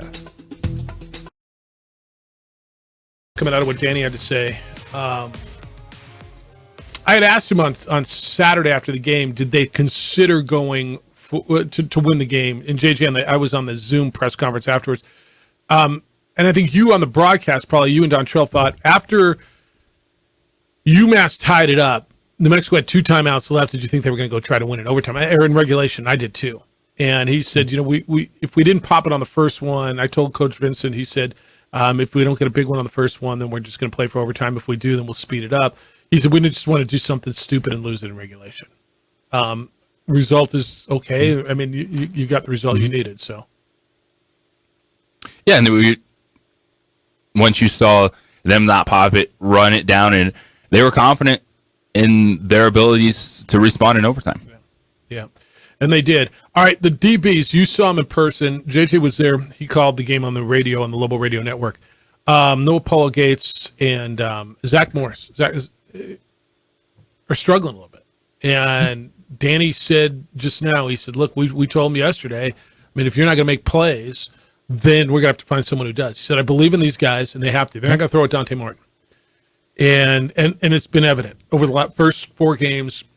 Teams are not. I've called 2 games on TV. I think I called his name 3 times total. Right? Yeah. I don't know how many times you called Dante Martin. Said they just don't go his way. It doesn't go that direction. Right. And so now, look, Wyoming isn't going to throw the ball a ton. In fact, they beat Appalachia, and what a gutsy win by them, by the way, to beat App State last week the way they did and come back and win. But Peasley threw the ball 15 times for 31 yards. They're going to try to stuff it down your throat. Okay, so maybe this isn't the way. Although if I'm them, I'm saying, you know what? But that's also the perfect recipe for hitting a big play. 100%. Look, I don't know if you don't like playing man to man. I'd rather play zone, whatever it is. This is going to be a defense. Troy Rufford's defense is going to play man to man, and you got to be able to do it. And they got to cover, and they're getting beat. And Danny alluded to it. They're just getting beat too often. And they got to figure it out. And that was, you look at the 24-yard touchdown pass. It was the second score of the game for UMass, and it was a double move on Zach Morris. And that was that was a big one. All right, you came out of that. You watched them up close. How do you feel about that? Do you feel like this team is ready to make the move now, make some noise in conference? I mean, there's a Wyoming team. Look, they were 10-10 with Texas going in the fourth quarter down in Austin. They beat Texas Tech. Who beat them? They got beat by, I'm trying to remember who beat them on the road. Texas beat them. Duh. We were just talking about them. Texas beat them. So they beat Texas Tech, Portland State, and then, look, that win over App State's a nice win. Absolutely. It's an App State team that damn near beat Carolina down there, that every year is really good, that may be the best team in the Sun Belt. We'll see. So they get this, then they get the bye, and then they get San Jose State. They got an interesting couple of weeks coming up to start this thing, don't they? They do. It's one, we know how good Wyoming is based on Craig Bohl's identity of his program. They play that way all the time. And for the Lobos, what we watched on Saturday is who they're going to be all season. The offense just has to be that much better. And that's going to be a challenge, but Jalen Hopkins and company have to be 2 steps ahead, because you're going to have moments where the big plays are going to happen against your defense. So that secondary is going to get tested. So these games, you're going to need to be scoring 25, 28 points, as opposed to how the way Danny wants to play. Danny wants a Craig Bohl-like team, where it's physical to run the football, they're playing defense, but that's really not who these Lobos are. They need Dylan Hopkins and those wide receivers to be making big plays. They need them to be on the front foot in the first half. All right, elsewhere, college football. Unbelievable Saturday. Notre Dame is beating Ohio State down to the final play, and Ohio State scores at the goal line, a 1-yard run. That was insane. Clemson had Florida State beat. Dabo, what are we doing? And then the whole world was watching what happened. And Alabama beat Ole Miss, but the whole world was watching what happened in Eugene. Look, I'm not going to go back on anything I said. And I know you're going to come at me and you're going to, oh, you said they're the great. Look, let me just tell you something. What Deion has done at Colorado, because they got beat the other day, does not make it any less impressive. Turning around a team that won one game last year and was getting blued out every week, to going on the road, beating the defending national runners-up, to beating Nebraska the way they did, to winning their rivalry game, starting out 3-0 when their win total was 3.5, and capturing the absolute attention of the nation. Everybody. My mom was like, who's this coach now? Right? He's on 60 Minutes. Yeah, they got run out of the building. And they may get run again this weekend. Or they might not. And I know everybody's, see, there you hyped him, you hyped him. Everybody is on the train. And so because they lost the way they lost, and I don't know what you guys made of Dan Lanning, the Oregon's coach, before the game. He didn't say anything all week, but in the locker room, and he knew he was being videoed, and he knew it would get out, and they gave it to ABC. They knew it was getting out. But we're not playing for clicks, man. We're playing for wins, right? We're not playing for clicks. Cinderella ends tonight. The whole thing. I mean, he wrote his speech. He knew, they all try to be Prime. They're not. And Prime said, I heard it, and you better come get me now because it's as bad as we're going to be. And he's probably right. They got their ass kicked. The offensive and defensive line of Oregon were at a different level than Colorado. And they're going to end up probably winning 6 games, 7 games, being a bowl game. And everybody's going to love it, which is a great, great accomplishment from where they came from. So, yeah, all those who want to pile on Prime, go ahead, because what they've done is amazing. But let's give Oregon a little love because they could have put 70 on them if they wanted to. Oregon was that much better. Oregon was that much better. Now, the thing with they're playing for clicks and we're playing for wins, college athletics is about clicks. That's all Oregon's brand is. How many different uniforms have they had for how long? And I know I'm not breaking any news with that. You've heard that. It's kind of rich that that's who was saying it, right? That's college athletics. And so take your shots because Deion Sanders, he's going to sit there. He's going to take it. And if you're going to dish it out, you're going to put it out there, people are going to come for you. And that is okay. But it doesn't make it like everyone was so wrong on Colorado. I think the Colorado State game was a bit of an eye-opener going, okay, the next couple weeks is not going to be good for Colorado. But this was a one-win team. Who's getting blued out every week? With Deion Sanders is changing the trajectory of an entire university. And hype is real.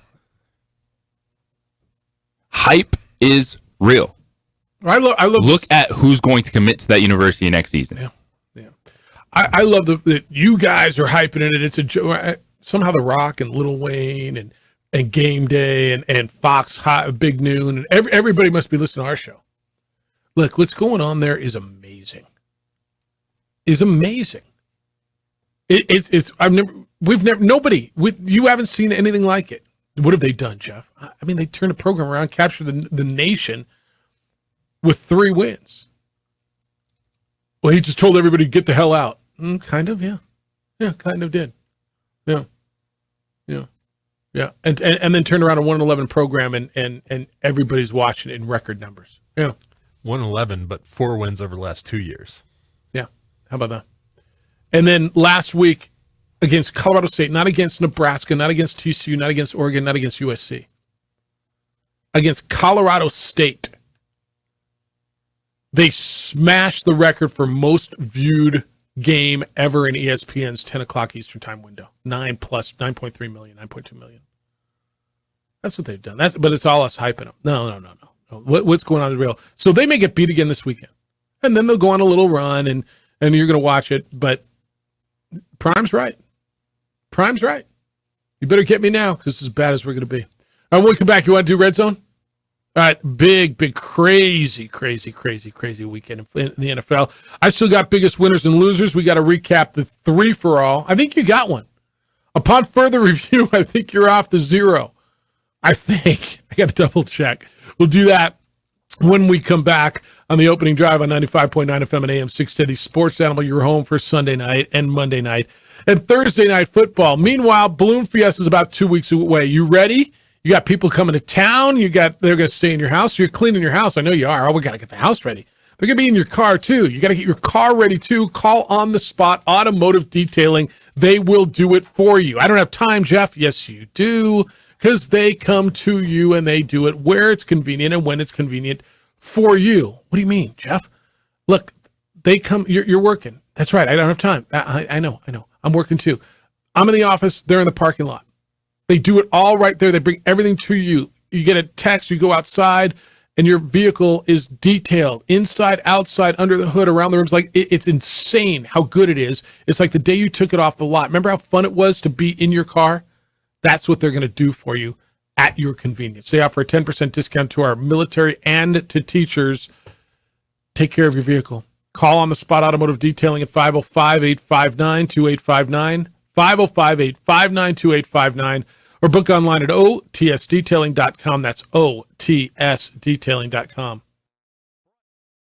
ProView Networks would like to thank the following sponsors for making this broadcast possible. Hans Whitler Automotive, German car maintenance and repair in Albuquerque, New Mexico. Call 505-294-7684 or visit hanswhitlerauto.com.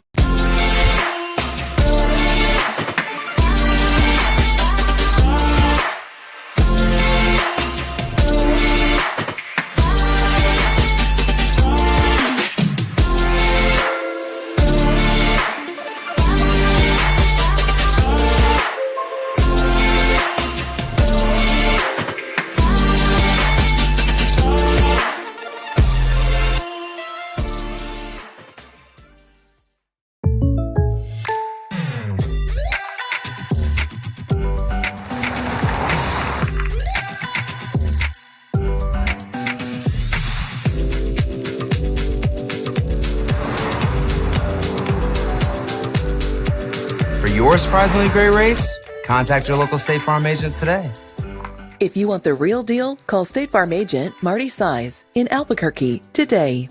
Like a good neighbor, State Farm is there.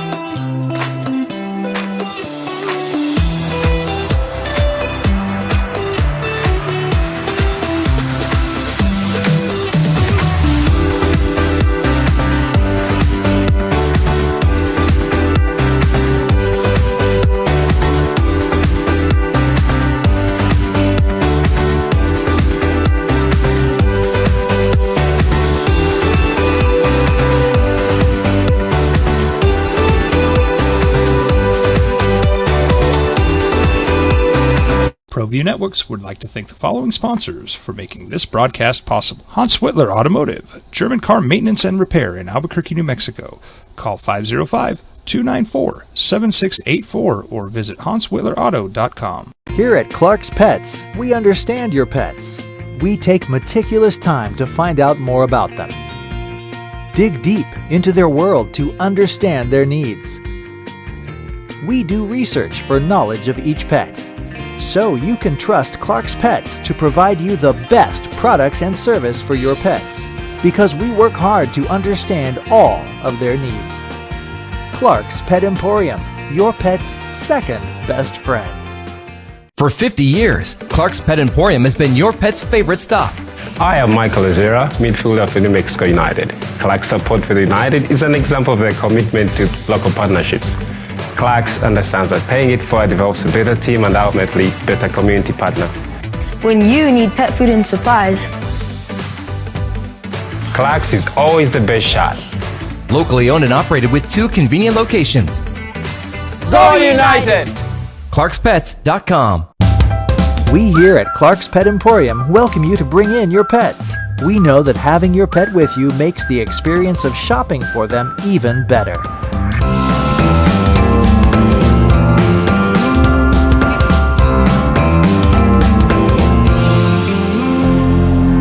And we welcome you to bring your kids also.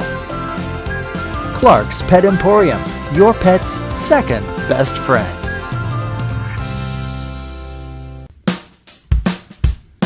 Well, I'm going to the frontier, walking to the cashier, order up a root beer and a number 1. Cover it with green stuff, 1 scoop is not enough. Find a booth is real tough, back by the Duke.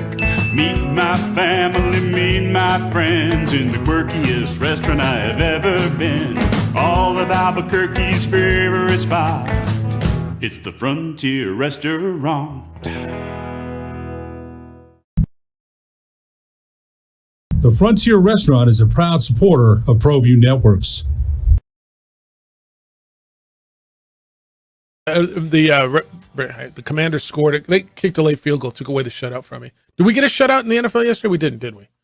That would have been. I wonder if there was ever like a team scored 70 and a team scored none. That's never happened. But you had everything in between, right? One team scored 3.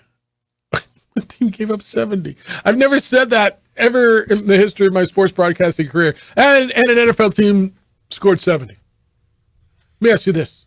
We'll get, and then we'll do red zone. It's the opening drive. Jeff, JJ, and DC.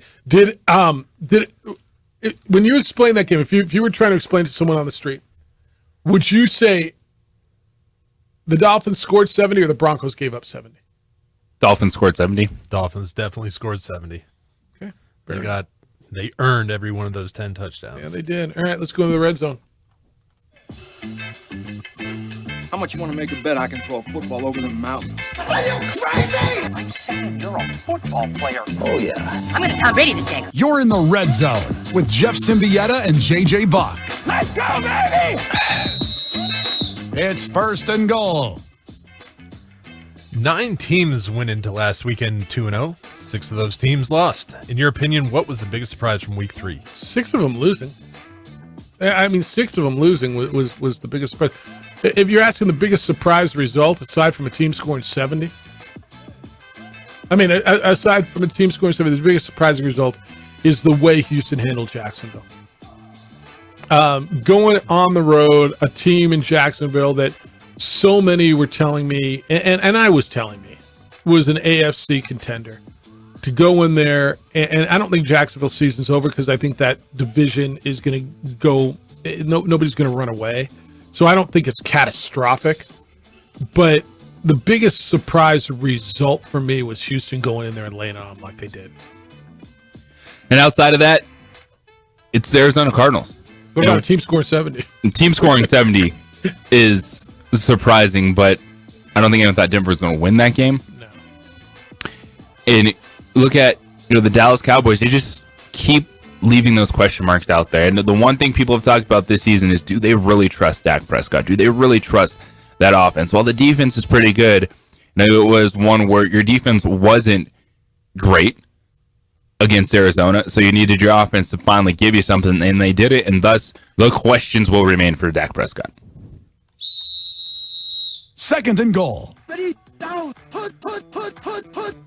Speaking of the Cowboys, the Dallas Cowboys looked like world beaters for the first 2 weeks of the season, then lost to one of the teams that we assumed would be frontrunners in the Caleb Williams sweepstakes. Are the Dallas Cowboys really Super Bowl contenders, or were the first weeks of the season a tease for the fans of America's team? The Cowboys are Super Bowl contenders because I still believe that's a team that can get to the NFC Championship game.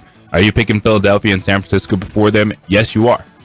But there's still a path for that team because I look down and go, I'm not scared of Tampa Bay or the Falcons or the Saints or really anyone in the NFC North. And so Dallas should be able to compete with those teams given the playoff format. But I'm probably a lone voice in that. No, easy answer is yes. Yeah, I mean, they are. They're still a contender for the Super Bowl. And look, what if Tampa Bay beats the Eagles tonight? Are we going to count the Eagles out? We're not. Like, there's going to be hiccups throughout the 17-game schedule.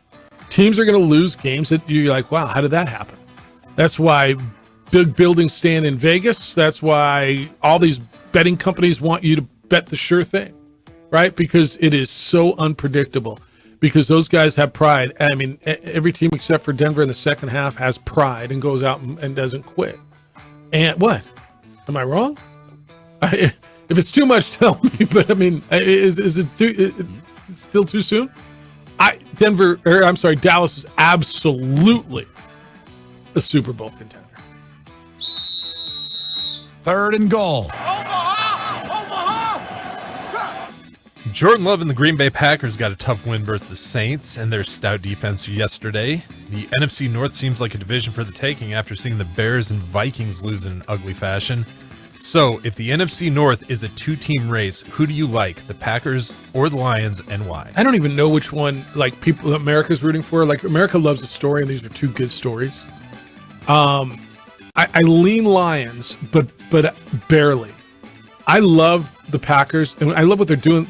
They were without their best offensive lineman.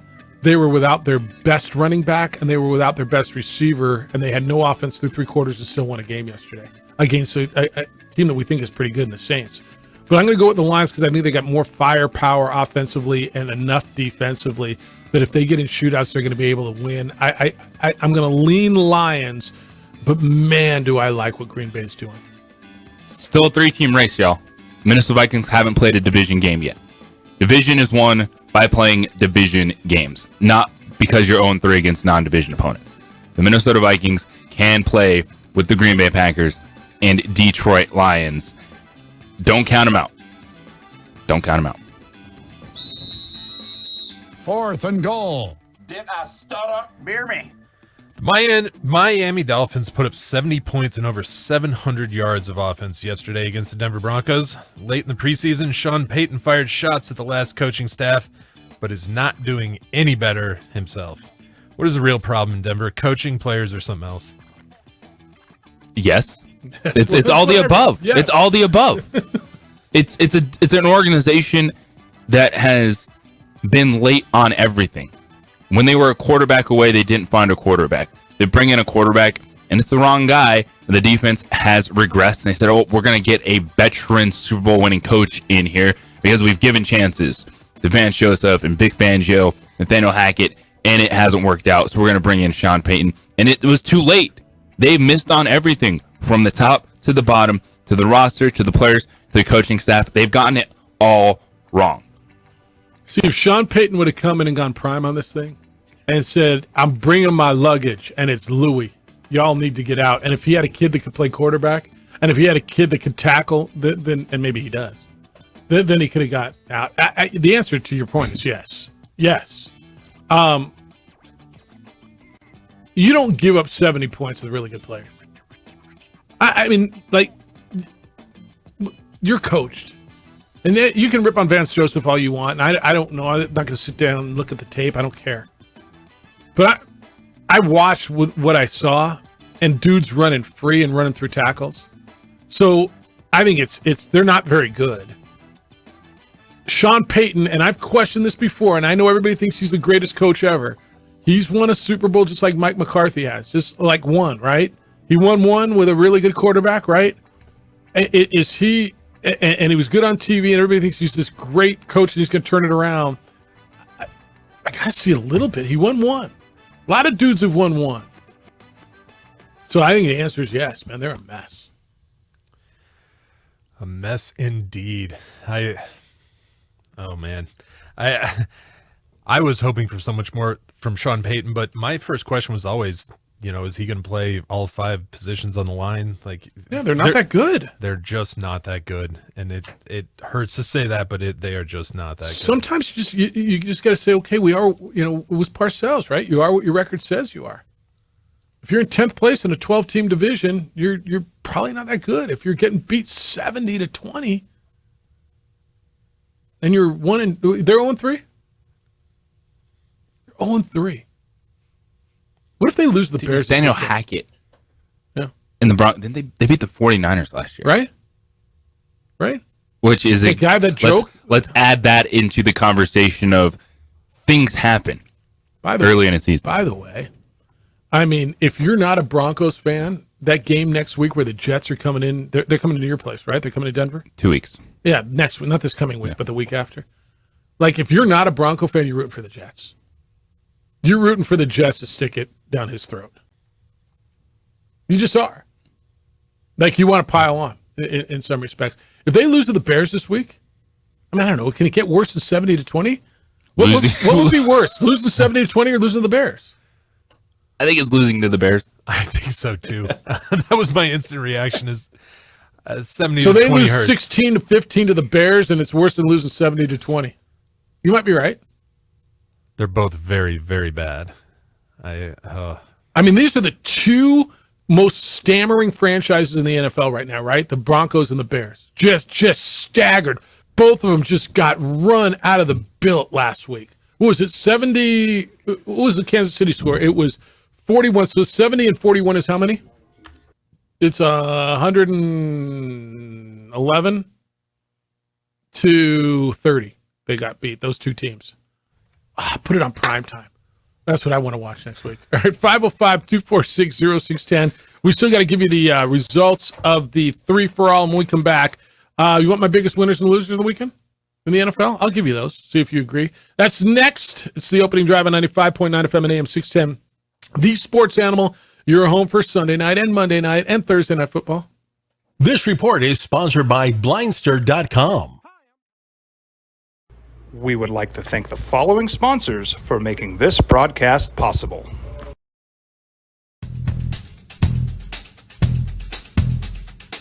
International Protective Services is a proud supporter of ProView Sports and New Mexico Youth Athletics. IPS provides residential and commercial security services in the Albuquerque metro area. For more info, please call 505-897-2420 or visit internationalprotectiveservice.com. Hi, my name is Daniel Chavez, and this is my business partner, David Chavez. We are the owners of Indeed Safety. Indeed Safety is a local safety consulting company helping our clients with their safety needs for their projects. One of the things we pride ourselves as a construction safety company is helping our men and women in construction get home safe every day to their families. Indeed Safety is a proud supporter of ProView Network.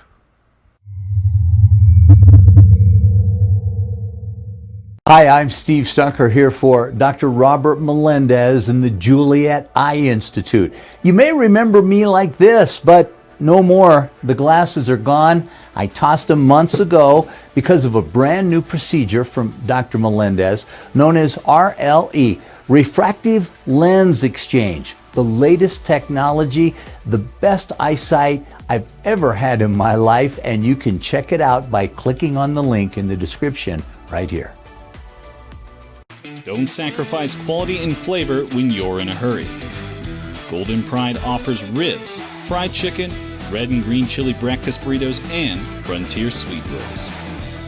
4 great locations, or visit us online at goldenprideabq.com. Golden Pride Barbecue Chicken and Ribs are proud supporters of ProView Sports.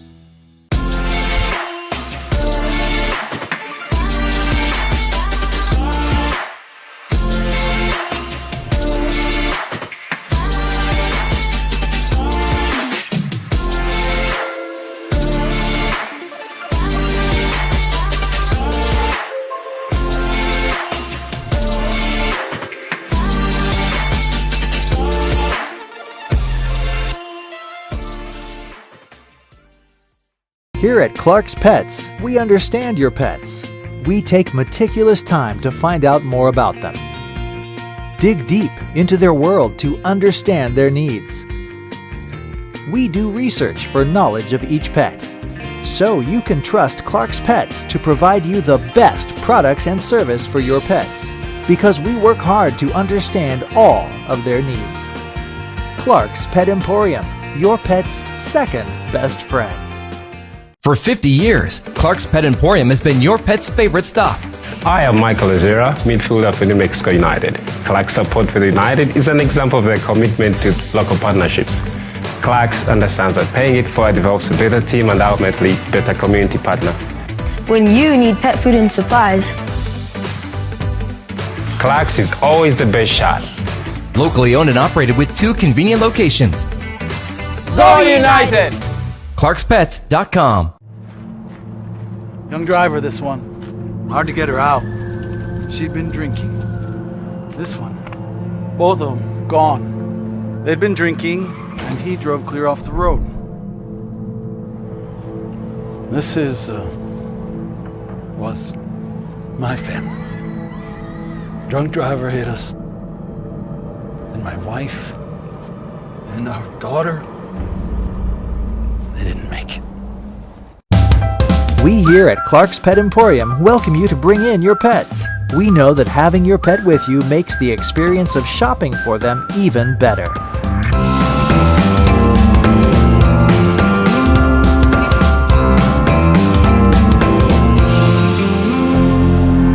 And we welcome you to bring your kids also. Clark's Pet Emporium, your pet's second best friend.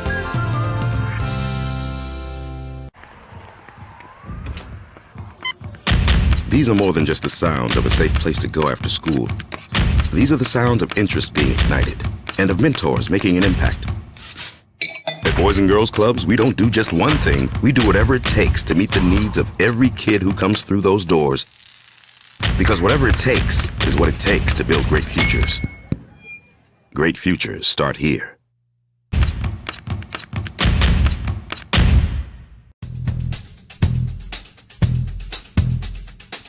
International Protective Services is a proud supporter of ProView Sports and New Mexico Youth Athletics.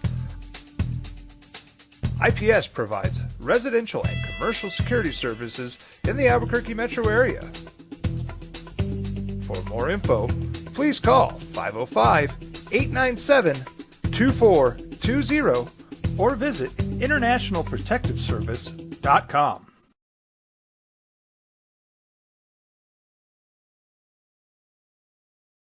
We would like to thank the following sponsors for making this broadcast possible. Hi, I'm Steve Stucker here for Dr. Robert Melendez and the Juliet Eye Institute. You may remember me like this, but no more. The glasses are gone. I tossed them months ago because of a brand new procedure from Dr. Melendez known as RLE, Refractive Lens Exchange. The latest technology, the best eyesight I've ever had in my life, and you can check it out by clicking on the link in the description right here. We will have the Rams and Cincinnati. Looks like we're taking it here at 5:30 today, right? It's a better game, isn't it? Rematch of the Super Bowl from 2 years ago. 2-0 Baker Mayfield. That's against 2-0 Jalen Hurts. That's a good one too. Okay, Baker Mayfield wins tonight. I mean, I'm just saying. All right, do I have time? Let me give you my winners and losers. My biggest winners and losers coming out this weekend. I go winners first. All right, honorable mention, biggest winners, Indianapolis. With Gardner Minshew, like nobody's talking about him, coming out of nowhere, backup quarterback, going on the road, beating Baltimore. Like, and I know plenty of you are going, Jeff, they got to be in your top 3. I'll tell you why they're not. And they almost were, but they're honorable mention. My number 3 biggest winner is, since I put them every week in the biggest losers, to win this game, they've got to go into biggest winner. The Chargers. Brandon Staley tried like hell to lose that game. He went for it on 4th down at his own 24, gave the game to Minnesota, who absolutely chargered it, but they won it and maybe saved their season. So I'm going to give the Chargers number 3. Number 2 is Pittsburgh. Going on the road, going on the road, they had to win. Their offenses looked horrible. Their offense didn't look great, but they had enough offense to go on the road and win. And they're 2-1 now? To go on the road and win on Sunday night, I thought it was a huge win for them in that season. And then my number 1 winner is the Packers. It was Jordan Love's first home start at Lambeau Field. They were coming off a loss the week prior, a come-from-ahead loss. They're down all game against a really, really good defense. The defense that last week we said might be the best in the league in New Orleans. And to come back and look composed, it felt like he grew up yesterday. It feels to me like people believe in Jordan Love. And I think the Packers might be the biggest winner of the day. Yes, I mean the Dolphins were they put up 70. But I got the Packers my biggest winner. But are you okay with those? I'm down. The Pittsburgh one just seems so off to me. I don't know how Vegas came out as 3-point favorites in that game, because watching it play out, it's totally what I expected. Yeah. Is the Steelers defense is going to dominate. They're going to find a way, kick some field goals, score one touchdown, and win a game. Yeah. All right, my biggest losers. I got Jacksonville falling to 1-2 and losing like that at home. I think there's questions all of a sudden. That's not a game that they should lose. And to now be 1-2 and to get really dominated, and Trevor Lawrence is like 1 in whatever as a home favorite. It's kind of crazy against the spread. Number 2 is Minnesota. That the way they lost, JJ, they chargered it at the end. They're blaming it on their home crowd noise. They looked like crap at the end. They should have gotten 4 plays off. They get 1 off, and it was rushed. And Kirk Cousins throws, and look, I thought he put it right where he needed to, and the tight end put it up like a volleyball set and put it up in the air. But now they're 0-3, and I know you guys keep telling me they're not out, and the percentages tell me what 0-3 teams are to make the playoffs. But they're flat out is they're 0-3, and they chargered it against the Chargers yesterday. They should have won that game. And my number 1 loser is easy. I mean, they gave up 70 points. You got a problem with that, Broncos? No, I do think the double doesn't need to be the Chargers in Minnesota. I think it needs to be Green Bay and New Orleans. Okay, is you're up 17-0 to start the fourth quarter. A defense that were like, hey, is this a top 5 defense in the league? What you've been able to do? Yeah, and you can't close that game out. When we come back, I'll tell you why I disagree and agree with you on New Orleans. Why it's a eatable loss, but why it may hurt more. We'll do that next. I still got our 3-for-all. I got a bunch of emails, and we're going to reset the NFL. Let's hear from you at 505-246-0610. It's the opening drive on 95.9 FM and AM 610. The Sports Animal, your home for Sunday night and Monday night and Thursday night football.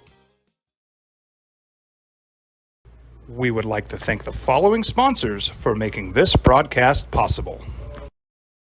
Hi, I'm Steve Stunker here for Dr. Robert Melendez and the Juliet Eye Institute. You may remember me like this, but no more. The glasses are gone. I tossed them months ago because of a brand new procedure from Dr. Melendez known as RLE, Refractive Lens Exchange. The latest technology, the best eyesight I've ever had in my life, and you can check it out by clicking on the link in the description right here.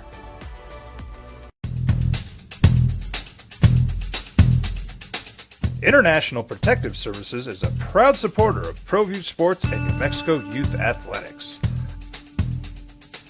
IPS provides residential and commercial security services in the Albuquerque metro area. For more info, please call 505-897-2420 or visit internationalprotectiveservice.com. ProView Networks would like to thank the following sponsors for making this broadcast possible. Hans Whitler Automotive, German car maintenance and repair in Albuquerque, New Mexico. Call 505-294-7684 or visit hanswhitlerauto.com. Young driver, this one. Hard to get her out. She'd been drinking. This one. Both of them gone. They'd been drinking, and he drove clear off the road. This was my family. Drunk driver hit us. And my wife and our daughter, they didn't make it. We here at Clark's Pet Emporium welcome you to bring in your pets. We know that having your pet with you makes the experience of shopping for them even better.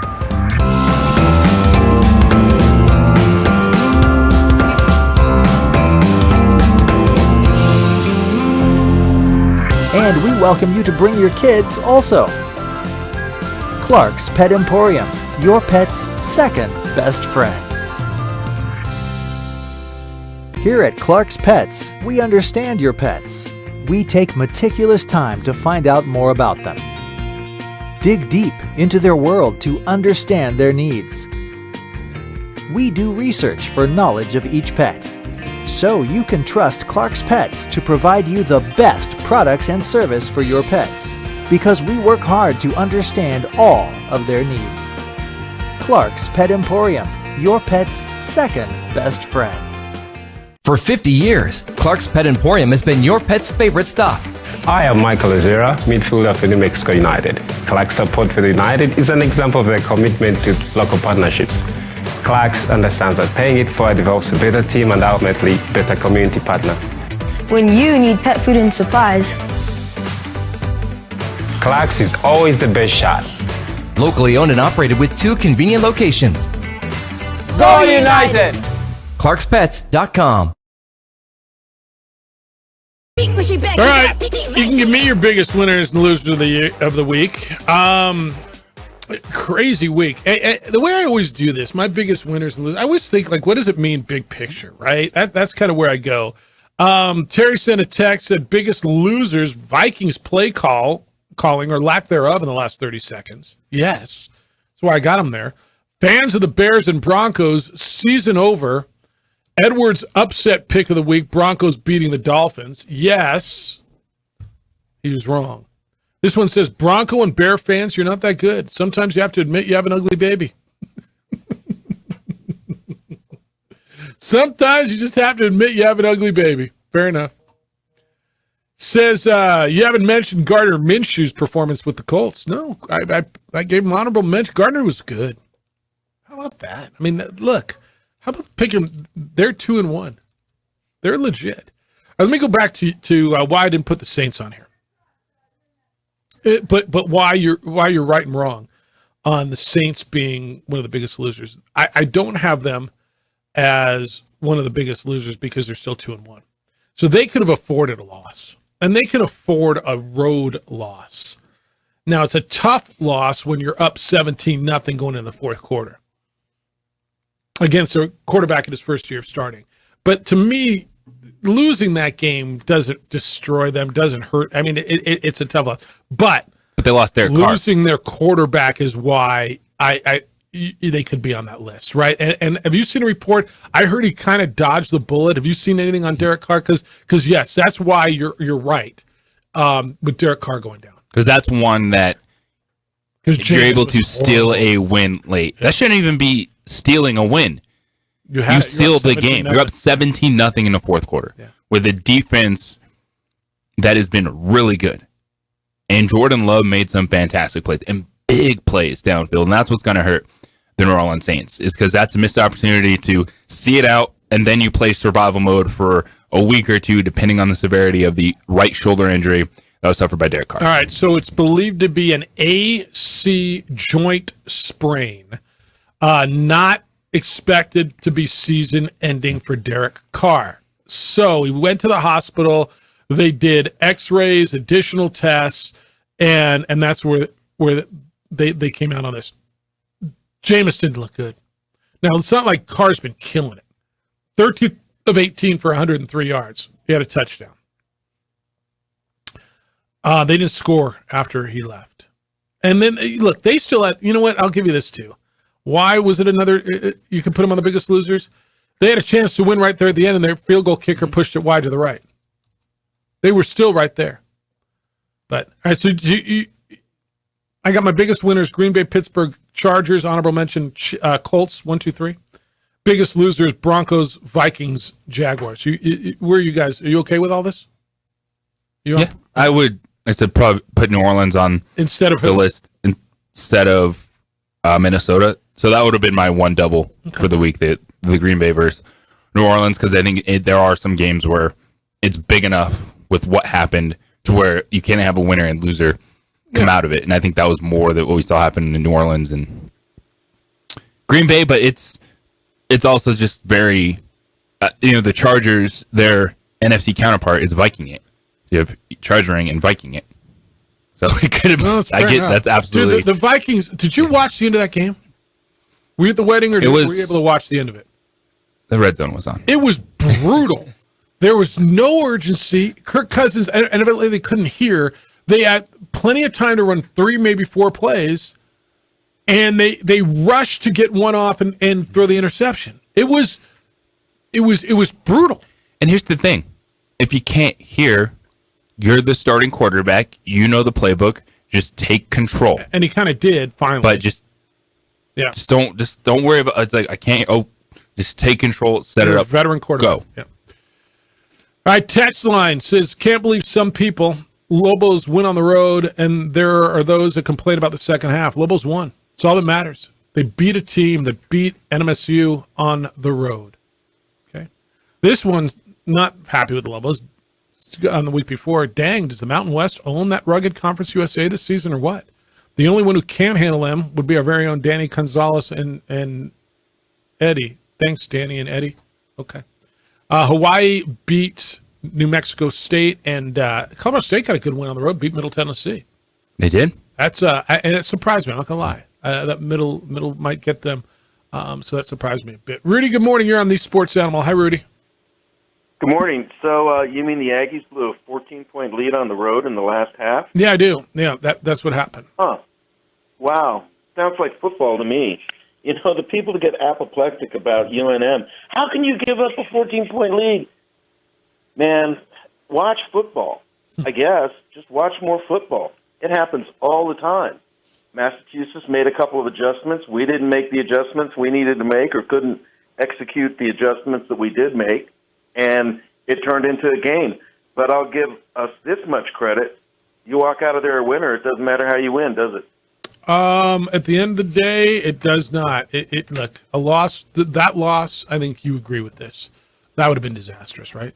That would have been a really tough one to get over if they lost that game in overtime. We'll see what happens to UMass the rest of the year. You know, the thing about people disrespecting UMass, Don Brown's a damn good coach. Yep. You don't become the defense coordinator at Michigan and spend 5 years there because you're a lousy coach. He took that program because he had been there before and he had had success. Sound familiar? So a lot of people reach back and they reach for people like that. And I'm fine with that. Yeah, it's a season on the brink. Meanwhile, I don't know. You know, people wonder why Pavia doesn't get a scholarship offer to UNM, and then you see the video. Maybe that's why. All right, I react to that. Is that a big deal to you? So that I'm going to tell you, I've it is. had it with them. That's the final insult. It's time to quit playing those people. If that's the way they behave, if that's what they have to do to win a football game, to have that kind of disrespect for your opponent. So you don't want to play the rivalry like anymore? that? You don't want to play the rivalry anymore because of that? No, I'm done with them. I'm tired of being spit on, rocks thrown at me. Jeff, I can't tell you how many times I've gone to Las Cruces, and win or lose, my car's been vandalized. The final straw was I'm sitting next to some Lobo fans, and they're in their mid-70s. They went down for that fateful game year before last. They're in their 70s. They had New Mexico State students taunting them, pushing them around, blowing marijuana smoke in their face. Is any of this acceptable to you? No, well, obviously not. Okay, so I don't know what it is about New Mexico State that brings out the worst in them, or UNM, that brings out the worst in New Mexico State. But it's just not worth it to me to have to go through that to play a game, Jeff. I'm really, that kid needs to apologize. If I'm the athletic director at my school and that video comes out, what do you think my call to that coach is? Get rid of him. That's not representative of our school. We're embarrassed. It's a bad look. I mean, there's no way it's a good look. Rudy, appreciate the call. Thank you. Thanks. All right. So Aggie fan, I'm interested where you are on this. So Channel 4 ran the video, and JJ, this video has been circulating for at least 2 weeks, right? Week and a half. Mm-hmm. I mean, it was out before the New Mexico State game. And there's video that Channel 4 ran last night, did a whole story on it, and teased it throughout the whole Sunday night game, of Diego Pavia, the quarterback at New Mexico State, urinating on the Lobo logo, the indoor facility at UNM. Now, I don't know, I don't think you do either, when that video was. Was that during the summer? Was it during game week? They had a practice. Nobody knows when. I don't know when that was. Was there a camp in there? I'm not sure it matters. Maybe it does. I don't know. Rudy said, I'm done. Louisville fan, I don't even want to play him anymore. And I've heard Aggie fan tell me it's not that big of a deal. And I appreciate the both sides. Well, you can't say it's not that big of a deal, because if that I've heard both, right? Aggie, because if that was Dylan Hopkins doing it, Aggie fan would not say that's a big deal. So that's fans being fanatical about their program. It's not one where Diego Pavia should be kicked off the football team, but it's one he's going to be thinking back on that. Like, he is a very good college quarterback. And you're just like, why did you do that, man? And because I don't want to see the rivalry go away, because each thing's they burn a giant Aggie at Johnson Field. Like, there's passion in this, but there's just things where it's just like really like spitting, and you're peeing on a logo. Like, that's what people are going to remember you by. It's just, he's just going to think back on and go, man, that was just a dumb. So you dumb burned decision. a logo, I peed on you, or you burned a replica of our mascot, I peed on your logo. I mean, it's, I painted your Tommy Trojan blue and yellow. We went and, right? Look, it's not a good look. Can we stomping on logos, peeing on logos? Just leave the logos alone. Well, I mean, to me, there's a difference between stomping on it after a victory and peeing on it, right? Yeah. The stomping on the logo was a non-premeditated, emotional. We just won in your house on a buzzer beater, and it's a rivalry. Like, I'm still going to go back to when they stomped on the logo and tell you I don't have a huge problem with that one. This is a bad look for Diego, and we've had Diego on the show many times, and he's a stud of a quarterback. He's a stud of a player. He's an emotional young man. Now, look, that wasn't a spur of the moment thing. Obviously, that was something premeditated. He did that, and he's got to live with that. Is that what somebody told me? That's one of those things where, when I go to hire people later in life, and I'm going to look, that's going to always be there. And he's not. I don't know. I mean, do young men make mistakes? And he's going to have to come out. Depends on where the boss went to school. No, that's probably right. If the boss is a Lobo, he's not getting hired. If he's an Aggie, he's getting vice presidency. I get it. I got to believe Diego will come out today or tomorrow, and there'll be a release, and there'll be an apology, and you go on. I've talked to a number of people about this, and this video has been out circulating for, before the game was played. It was out. And Lobo players had seen it. I know the coaches had seen it. I'll ask you, is it a big deal to you? Rudy says, yeah, it's a huge deal. I don't want to play him anymore. Okay. Do I think is it going a little too far? Like really, dude, you don't need to go into their indoor and pee on their logo and videotape it, because I'm just telling you, if your buddy's shooting it on his phone, it's getting out. I promise you it's getting out. And, bleep the Lobos and that whole thing. Okay. All right. It's a rivalry. Do I think it's the worst thing in the world? I don't. I've seen way worse, but it's a bad look for Diego, don't you think? I don't know. Where are you on this? Hey, it's one that it's going to be shaking your head, because it's what circle you're running in. Because there's people that are just going to be laughing, getting a kick out of it, saying that's right. It's what you do to rivals. And on the other side, you're going to be done. Yeah. I don't think they should stop playing the rivalry, but I think there could be a nice thing. Like, let's just leave logos alone for a little while. Don't you feel like sometimes we just can't get out of our own way around here? Absolutely. Like, we just can't get out of our own way. The band story to now this. I know. I know. We're on crime TV. What? Sometimes I just wonder, like we can't get out of our own way, and that's a young man from here who there's so much to like about his story, and you don't have to dislike him because that, or you can if you want to. It's a bad look for him. Text line: are Lobo fans saying because they beat UMass on the road that somehow it erases losing to the Aggies? I'm not a Lobo fan, but that's lame. I don't think that's what anybody's saying. It's not what I heard. They bounced back with a win on the road is what I heard. No. Would you have rather beat New Mexico State than UMass? Yeah, I think 100%. 505-246-0610, 888-922-0610. When we come back, I've got the results of the 3-for-all. the three of us pick 3 games, just random games against the spread. We do that on Friday afternoon or Friday morning, late in the show. Look at it, pick your favorite 3, show you how hard betting is. We'll get through that.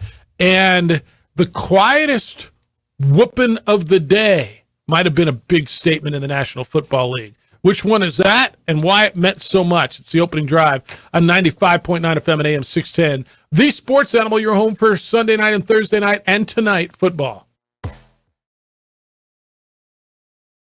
We would like to thank the following sponsors for making this broadcast possible.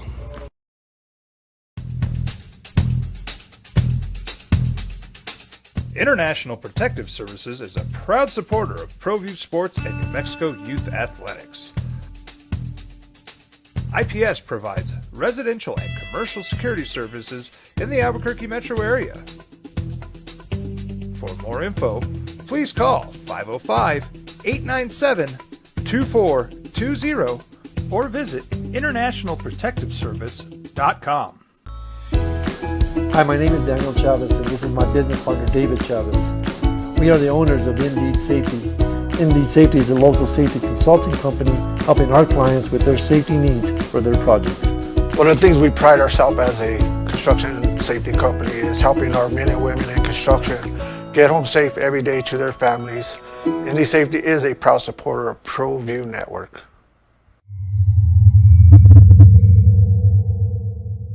Hi, I'm Steve Stucker here for Dr. Robert Melendez and the Juliet Eye Institute. You may remember me like this, but no more. The glasses are gone. I tossed them months ago because of a brand new procedure from Dr. Melendez known as RLE, Refractive Lens Exchange. The latest technology, the best eyesight I've ever had in my life, and you can check it out by clicking on the link in the description right here.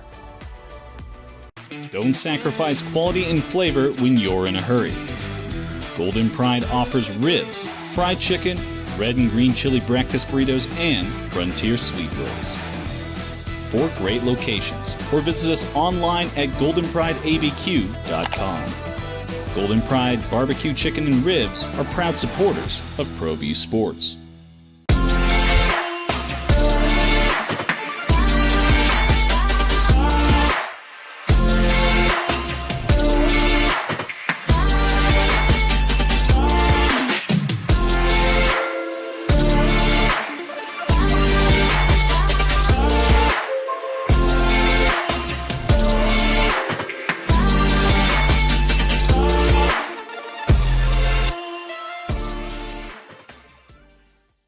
Here at Clark's Pets, we understand your pets.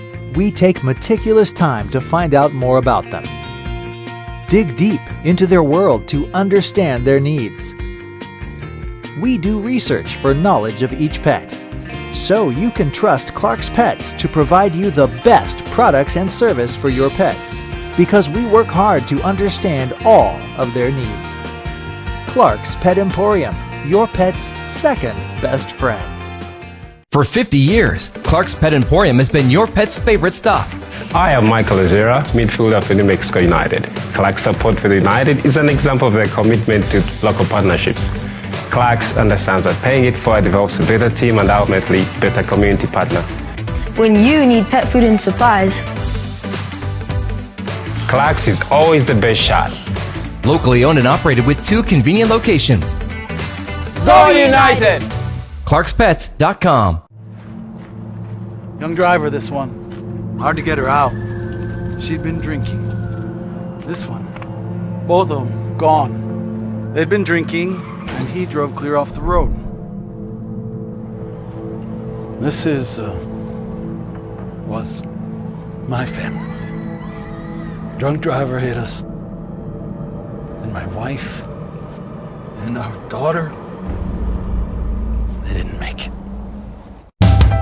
We here at Clark's Pet Emporium welcome you to bring in your pets. We know that having your pet with you makes the experience of shopping for them even better.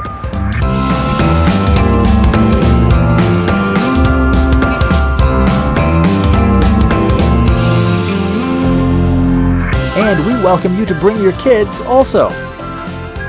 Clark's Pet Emporium, your pet's second best friend.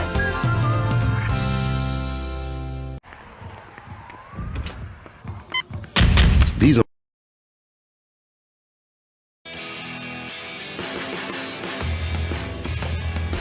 it's a week-to-week league.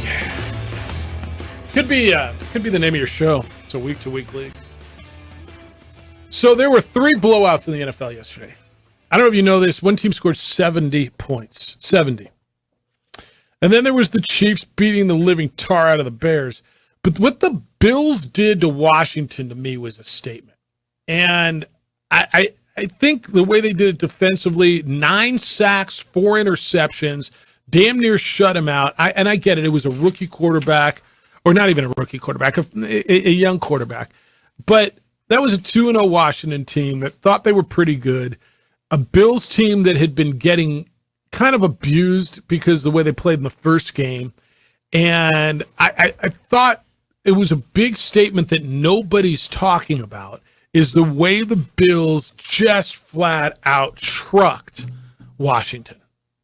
Well, that's back-to-back games where Buffalo left no doubt against teams that they were better than. Because Buffalo losing to Zach Wilson in the New York Jets on Monday Night Football, and they were pegged as, here we go again. Josh Allen is overrated. Yeah. This team can't compete in the AFC. That's why he's not good.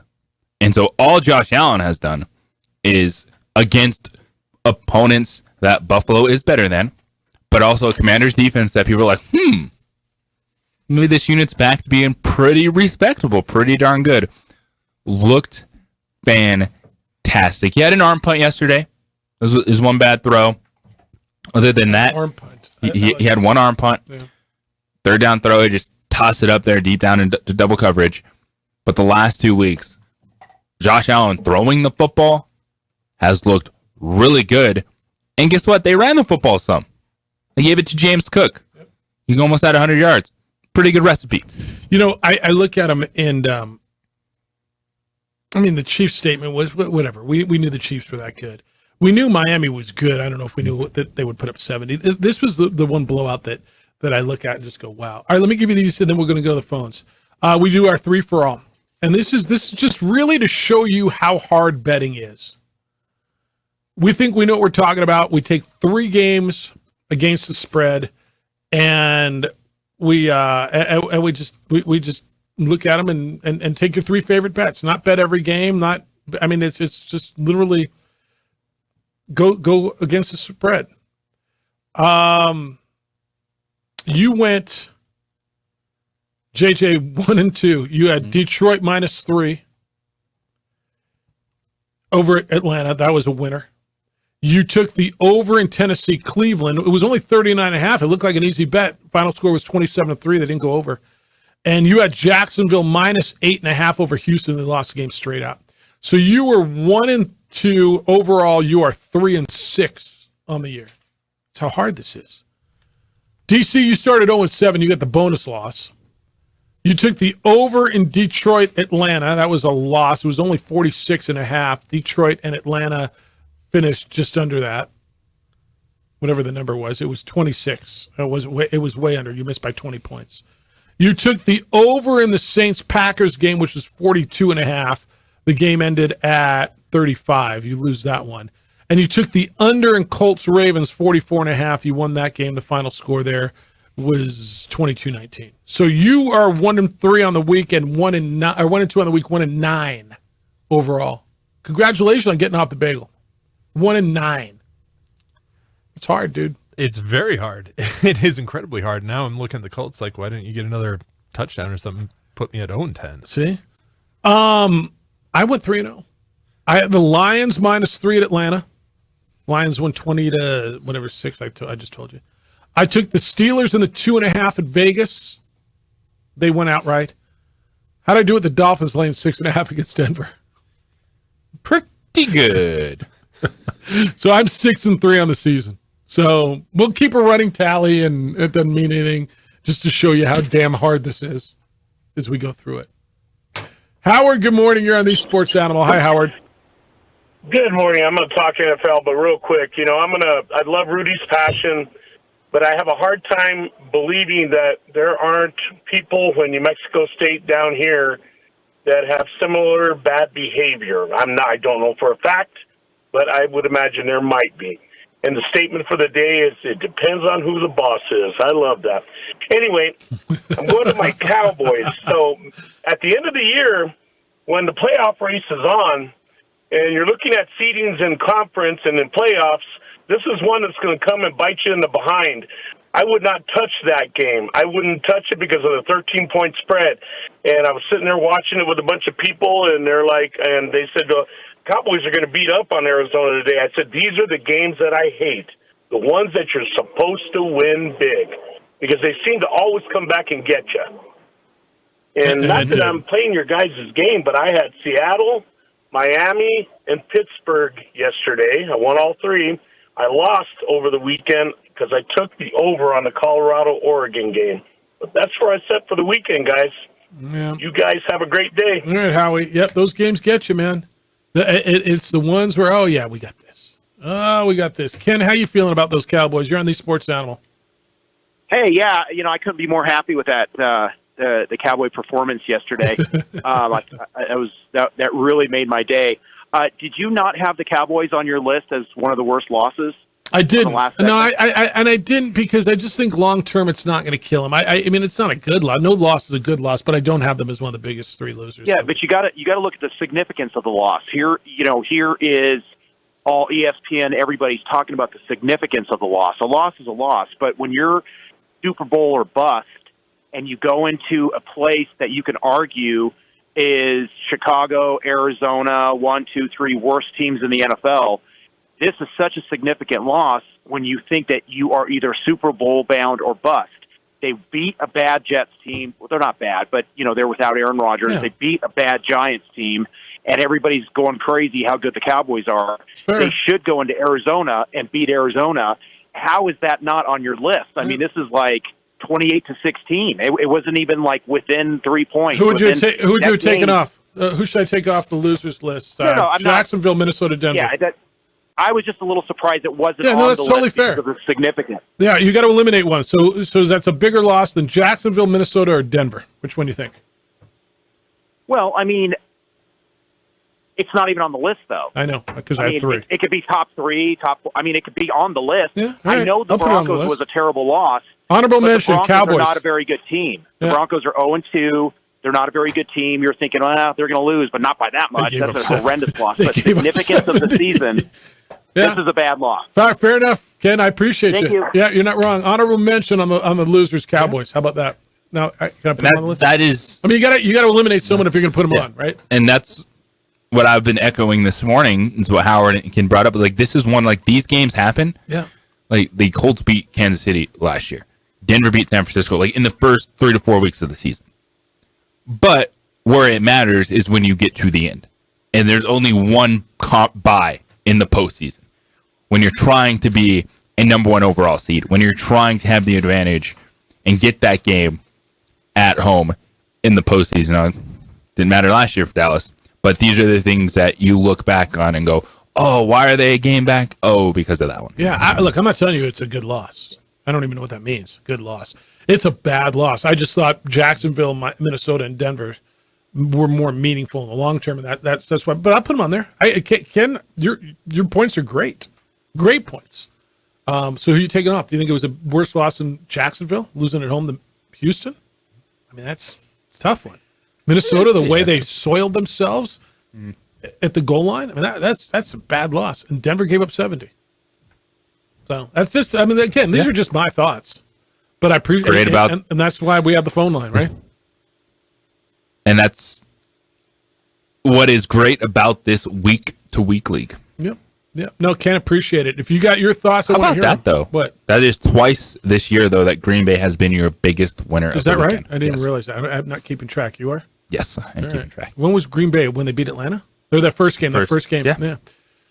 All right, 505-246-0610. Want to hear from you, Cowboy fan, Bronco fan, football fan, Lobo fan, Aggie fan. Where are you?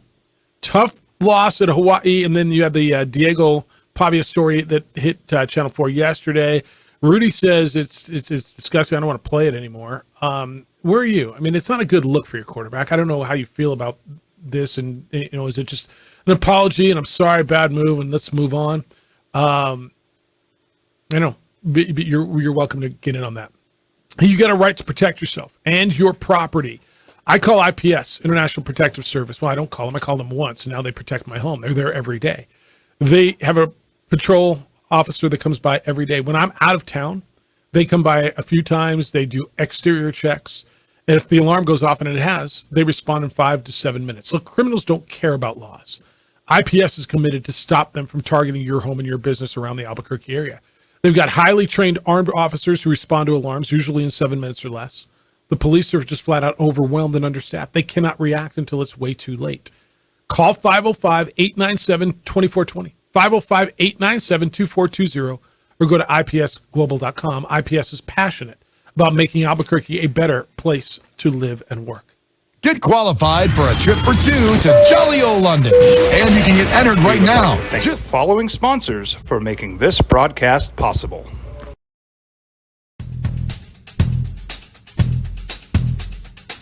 International Protective Services is a proud supporter of ProView Sports and New Mexico Youth Athletics. IPS provides residential and commercial security services in the Albuquerque metro area.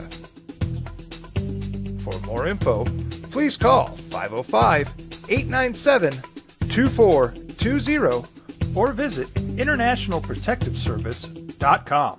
Hi, I'm Steve Stucker here for Dr. Robert Melendez and the Juliet Eye Institute. You may remember me like this, but no more. The glasses are gone. I tossed them months ago because of a brand new procedure from Dr. Melendez known as RLE, Refractive Lens Exchange. The latest technology, the best eyesight I've ever had in my life, and you can check it out by clicking on the link in the description right here. Well, I'm going to the frontier, walk up to the cashier, order up a root beer and a number one. Cover it with green stuff, one scoop is not enough. Find a booth is real tough, back by the Duke.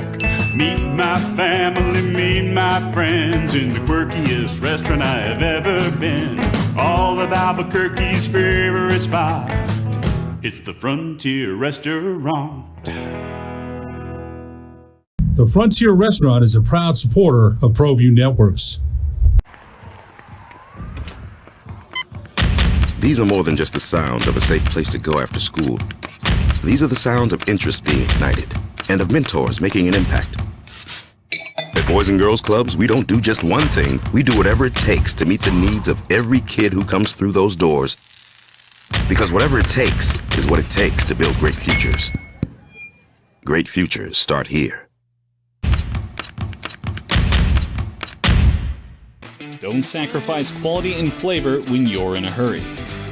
Golden Pride offers ribs, fried chicken, red and green chili breakfast burritos, and Frontier sweet rolls. 4 great locations, or visit us online at goldenprideabq.com. Golden Pride Barbecue Chicken and Ribs are proud supporters of ProView Sports.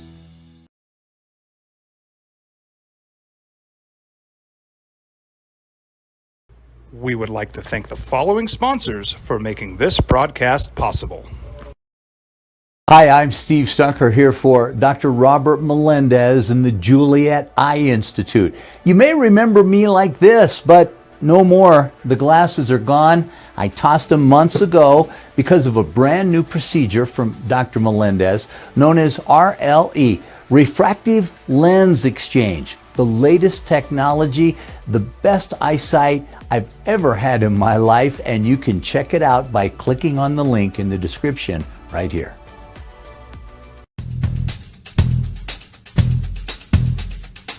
International Protective Services is a proud supporter of ProView Sports and New Mexico Youth Athletics. IPS provides residential and commercial security services in the Albuquerque metro area. For more info, please call 505-897-2420. How much is that on Dak? Like, you look at Dak and what he did or did not do yesterday, and you got to wonder a little bit, is he our guy? Right?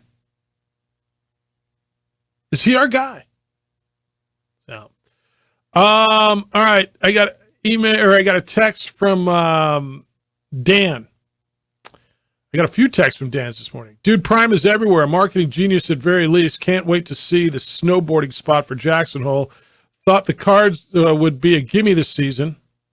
Might have to rethink that one on Arizona. And then he said, spitting, peeing, vandalizing, shooting. Where does it end?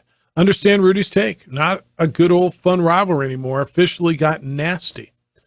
So the peeing is what made it nasty, not the fighting and the shooting?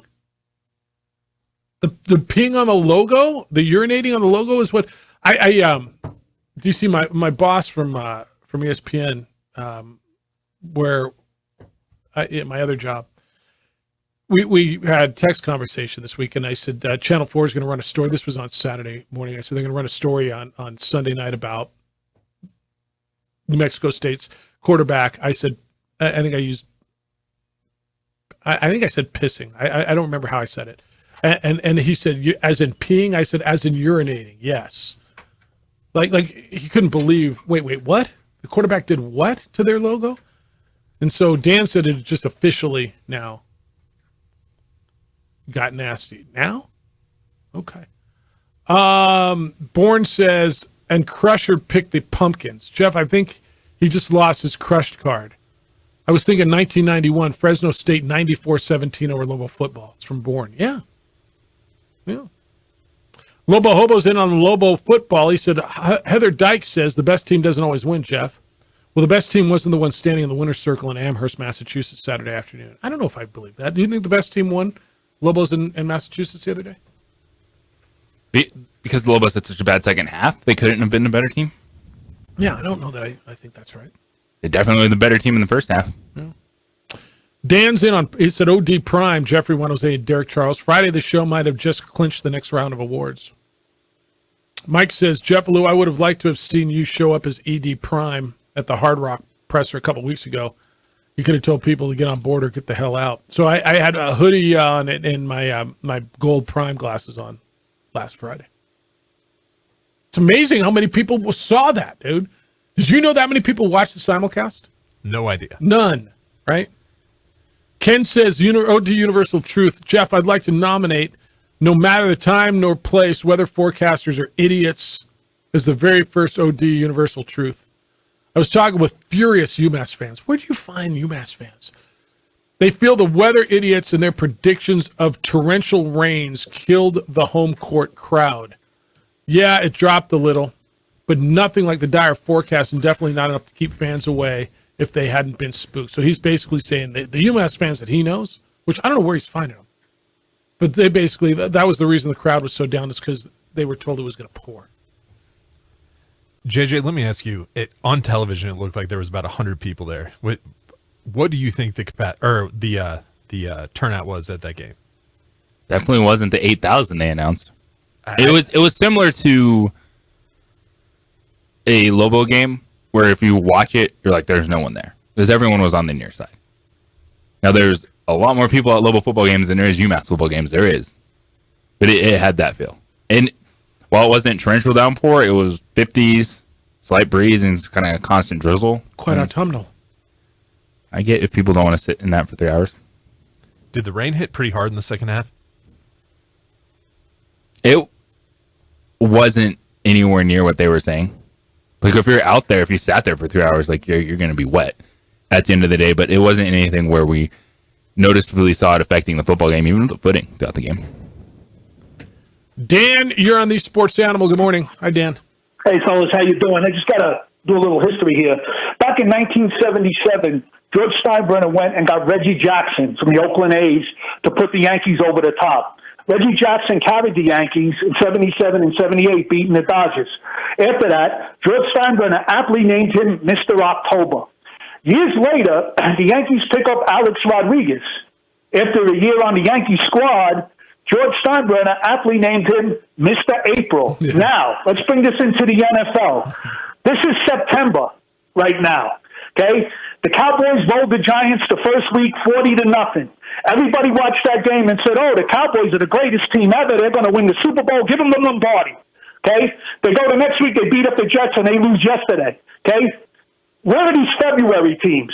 You're talking New Orleans was 2-0. The Falcons were 2-0, and Tampa Bay was 2-0. What was that, the new division in the NFC? This is April, folks. Where are the freaking February and January teams? Those are the teams you're looking at. Forget everything else. I think by the end of the year, all of these teams that you think are going to go somewhere, they're all going to fade away, just as usual. And the biggest thing in the NFL is injury. Look at the Dallas Cowboys. You know what they lost yesterday? Not because they lost Diggs. 3 of their starting 5 offensive linemen were out, and it showed. What happened to that kid, Parsons, yesterday? He got banged up. He was real no factor in the game. It's all injury. Look at New Orleans. They were beating up on Green Bay till Carl went out. Boom, end of that. These injuries are going to hit every team, and we'll see what happens. There's really no way for anyone right now to start talking about, oh, this team's going to win the Super Bowl and this. Listen, I don't care what sport it is. I don't care what team you cheer for. Health is the most important 100%. thing there is. And about UNM and these kids and all of this stuff, remember, ladies and gentlemen out there, you're dealing with 20-year-olds.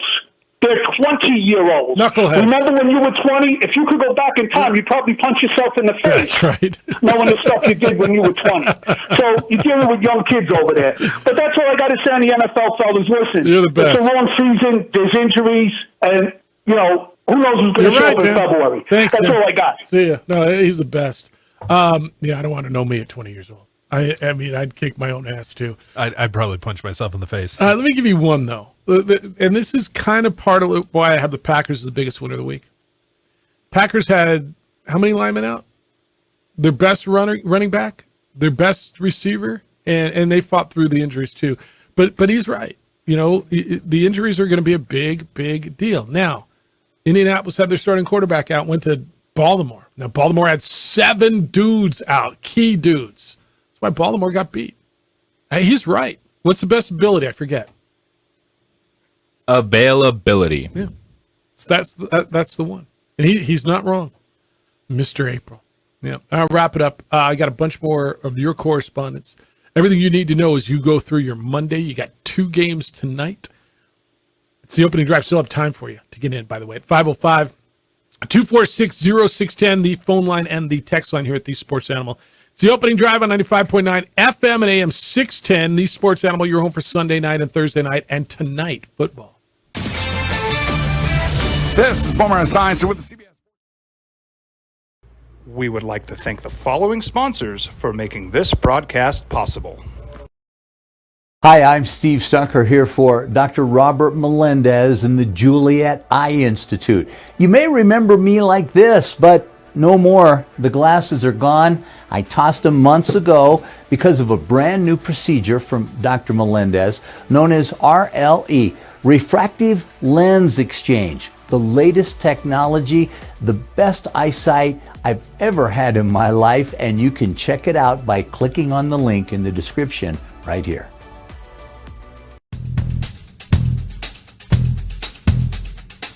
International Protective Services is a proud supporter of ProView Sports and New Mexico Youth Athletics.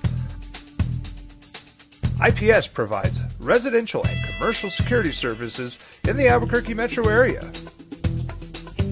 For more info, please call 505-897-2420 or visit internationalprotectiveservice.com. ProView Networks would like to thank the following sponsors for making this broadcast possible. Hans Whitler Automotive, German car maintenance and repair in Albuquerque, New Mexico. Call 505-294-7684 or visit hanswhitlerauto.com.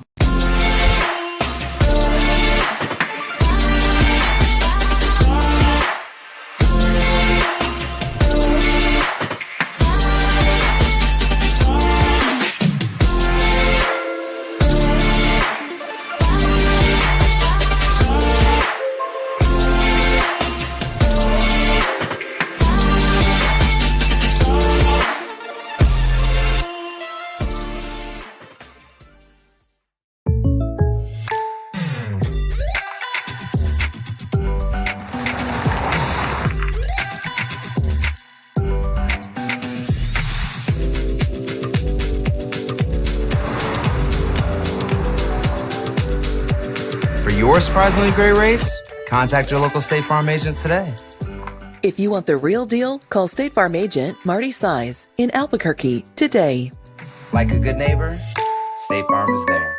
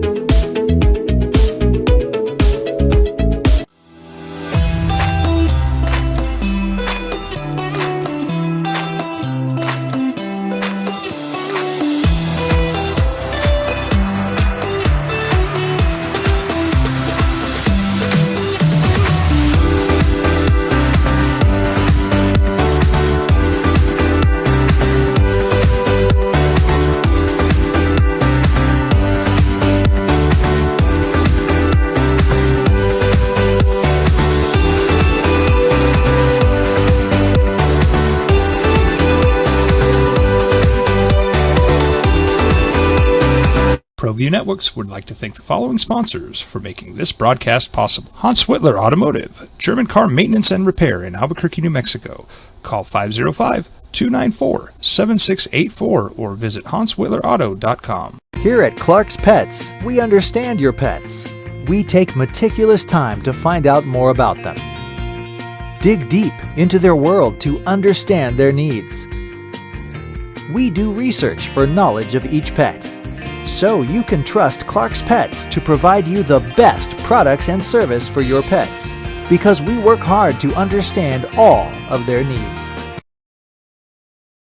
505-246-0610, 888-922-0610. Jerry, good morning. You're on the Sports Animal. Hi, Jerry. Good morning, Jeff. I just watched the Diego Pavia video, and I am PO'd beyond description. They need to demand that SOB come down with a bucket full of soapy water and clean off the Lobo logo, period, number one. And number two, Danny's desire to win is really hurting his coaching, and here's my point. We had the ball with less than 2 minutes left at Massachusetts. We were up 8 points. We ran three very conservative plays, kicked the ball away. We know they scored on a fluke. We get the ball back with 45 seconds left on the 25-yard line with 2 timeouts. I heard his reason for what he did, and his reasoning is exactly wrong. He should have thrown the first play, go deep or go something, and then if you don't do it, then you run the clock out. He is so afraid of losing now that it's hurting his chance to win. And I saw that during the New Mexico State. I was there the whole game. Obviously, I didn't get to watch the UMass game. But if Danny doesn't change his overall philosophy, which has got to be you go all out every single play, we finally have a quarterback that can complete a pass. He can complete 5-yard passes, 10-yard passes, 50-yard passes. You need to open it up and give your defense an opportunity to stay off the field more, because we're not big enough and good enough to do anything. So that's my 2 cents. Yeah, no, appreciate the you, Jerry. Lobos. Thanks. And screw the Aggies. Thanks, Jerry. What do you think about what he said about the end of the game? By the way, he's pissed about the Diego Pavia thing. And pissed is a good way to phrase it. It's one that I want to be aggressive on that first play. I do agree with that. Like, take your shot, and is it a pass? Because what he was saying is kind of what Daniel was echoing, is you don't want to make a mistake and lose the game at the end. But I also understand, though, you have to read the room. And at that point, the Lobos had 50 yards total offense in the second half and had not flipped the switch. Yeah, and I was so surprised you they feel tried to win it right there. So if you're worried about making a mistake, and you're like, the offense has done absolutely nothing for 2 quarters, even giving up that big play, at overtime, you guarantee yourself a chance. Because you know, whatever happens, you get the football too. All right, we haven't hit on this. Rod says Taylor Swift equals Jessica Simpson. They love her now, Jefferson, but wait until the Chiefs lose a big game and Kelsey doesn't play well. Kansas City fans are going to be booing her out of the gym. It's going to be her fault. Maybe. You think he cares? Belichick This is different level. Yeah, Taylor Swift is different. It is. Belichick called that his biggest catch ever. He ain't wrong. He ain't wrong. Dan, good morning. You're on the Sports Animal. Hi, Dan. Good morning, everyone. What's happening? So I was in Irving, Texas, and I went down to the stadium and I peed on the Dallas Cowboys stadium wall, and the security guard caught me, so they took me to court there in Irving right away. And well, they dismissed the case due to lack of evidence. But I'm going to rethink, telling that joke anymore, because it's that's a pretty disgusting thing, bro. What that young man did. And when I sent that email, it was like, the hazing, and I wasn't making light of the really harsh stuff, the shooting, everything. It's just, man, if the coaches knew about that prior to the game, don't you think there should have been something said or done? Man, it's just. What do you think what should be the discipline? What do you think should happen to him? I think he's a young man. Yep. I think he's learning. Yep. I think if he comes out and apologizes and truly, genuinely, apologizes to the community that he is from, I think that has to be the end all, because he's a young man and we got to give him an opportunity to grow and to learn from his mistakes. It is a disgusting thing. It is a nasty thing. But he has an opportunity today to come out and clean this up. Maybe not with a bucket of soapy water, but clean it up in the media, clean it up with the fans. I don't know. It's rough. Today's a rough Monday. All right, Dan. Appreciate you. Thanks. So this is interesting, because what is discipline for something like this, right? And when did it happen? I don't even know when it happened. I don't think they probably do by now. Is an apology okay? Because this is a young man that I think even Lobo fan wanted to like. Like, there hasn't been an Aggie in a long time, right? He's from here. He Volcano Vista High School. He's from here. He's gritty. He embodies what this community is about, right? Tough young man, gritty, runs over defensive players, won a bowl game, fought his way back from junior college, won a championship there for a New Mexico institution. Yeah, he's an Aggie. I won't root for him against the Lobos, but I mean, this is a young man that I think even Lobo fan wanted to like. And then you saw the video last night on the news, right? I mean, I don't know. Where are you with this? Because I think, what's the discipline? He's got to come out and he's got to apologize, and I think you'll see something with that probably today. Yeah, it can't be a statement. No, you're the quarterback. You do weekly media sessions. You're one of the best players on that football team. Yeah. Like, he has to address it publicly. Like, you have to own that. It's because the questions are coming. The SIDs are going to do their best. Like, hey, he's not going to answer any questions, but he still has to sit there and say, I made a mistake, took it too far, all the classic stuff. But he's still, you can say kids, but you got to grow up at some point. You got to take responsibility and ownership of your actions. Mm-hmm. And this isn't just an 18-year-old kid. Like, this is a dude that's been through it by this point in time. And look, and so you want to see that. And the one thing you look at, because all the discipline is usually in-house, but I know what would be fair. Do not play in a quarter or a half. All like right. That is absolutely fair in this case, but they're going to say they handled it in-house. We dealt with it. And so he's still going to keep playing because they got to win football games. Yeah. And the privacy rules don't allow, they don't say Yeah. it. New Mexico State's been pretty good about the no comment stuff, right? They're when there's been plenty of the issues, and they don't say much, and stuff tends to go away, and that may be the way they play this one too, right? They've been pretty successful with that.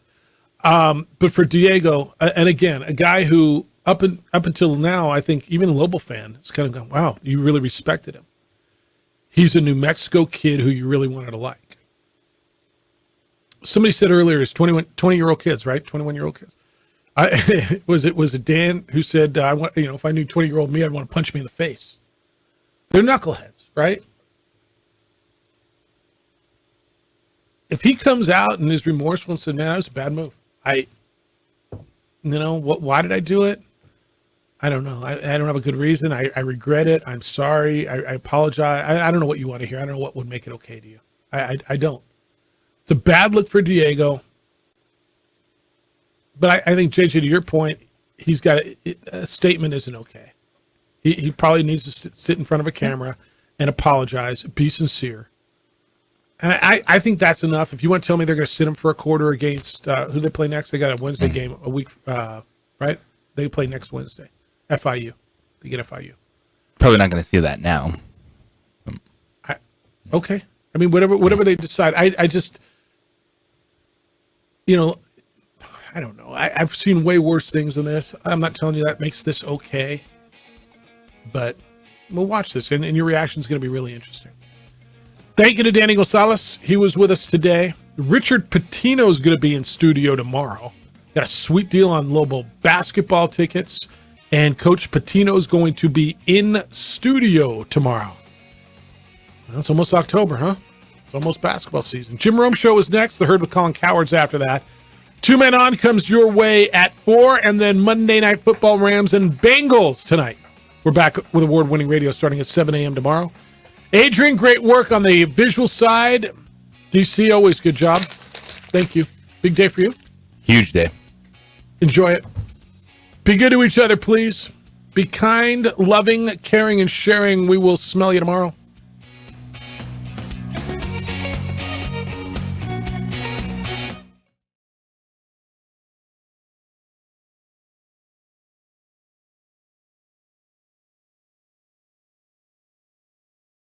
We would like to thank the following sponsors for making this broadcast possible.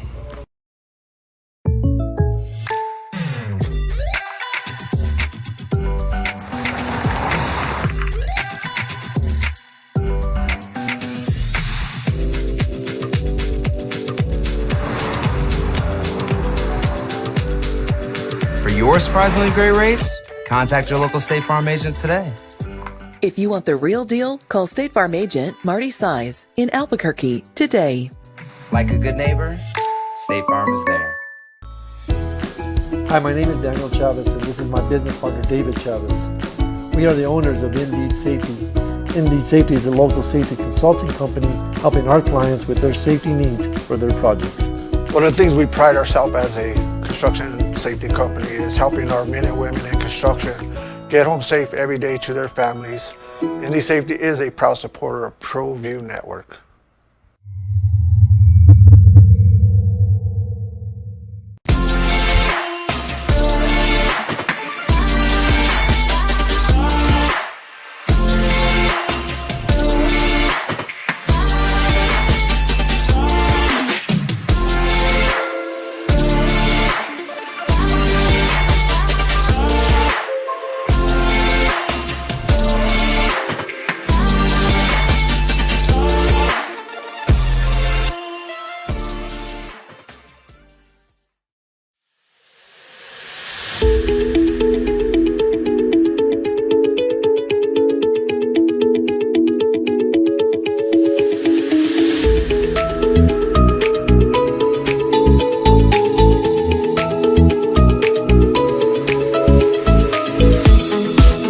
For 50 years, Clark's Pet Emporium has been your pet's favorite stop. I am Michael Azera, midfielder for New Mexico United. Clark's support for the United is an example of their commitment to local partnerships. Clark's understands that paying it forward develops a better team and ultimately better community partner. When you need pet food and supplies, Clark's is always the best shot.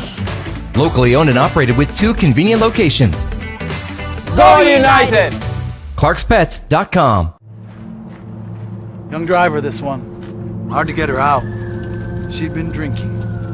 This one. Both of them gone. They'd been drinking, and he drove clear off the road. This was my family. Drunk driver hit us. And my wife and our daughter, they didn't make it. We here at Clark's Pet Emporium welcome you to bring in your pets.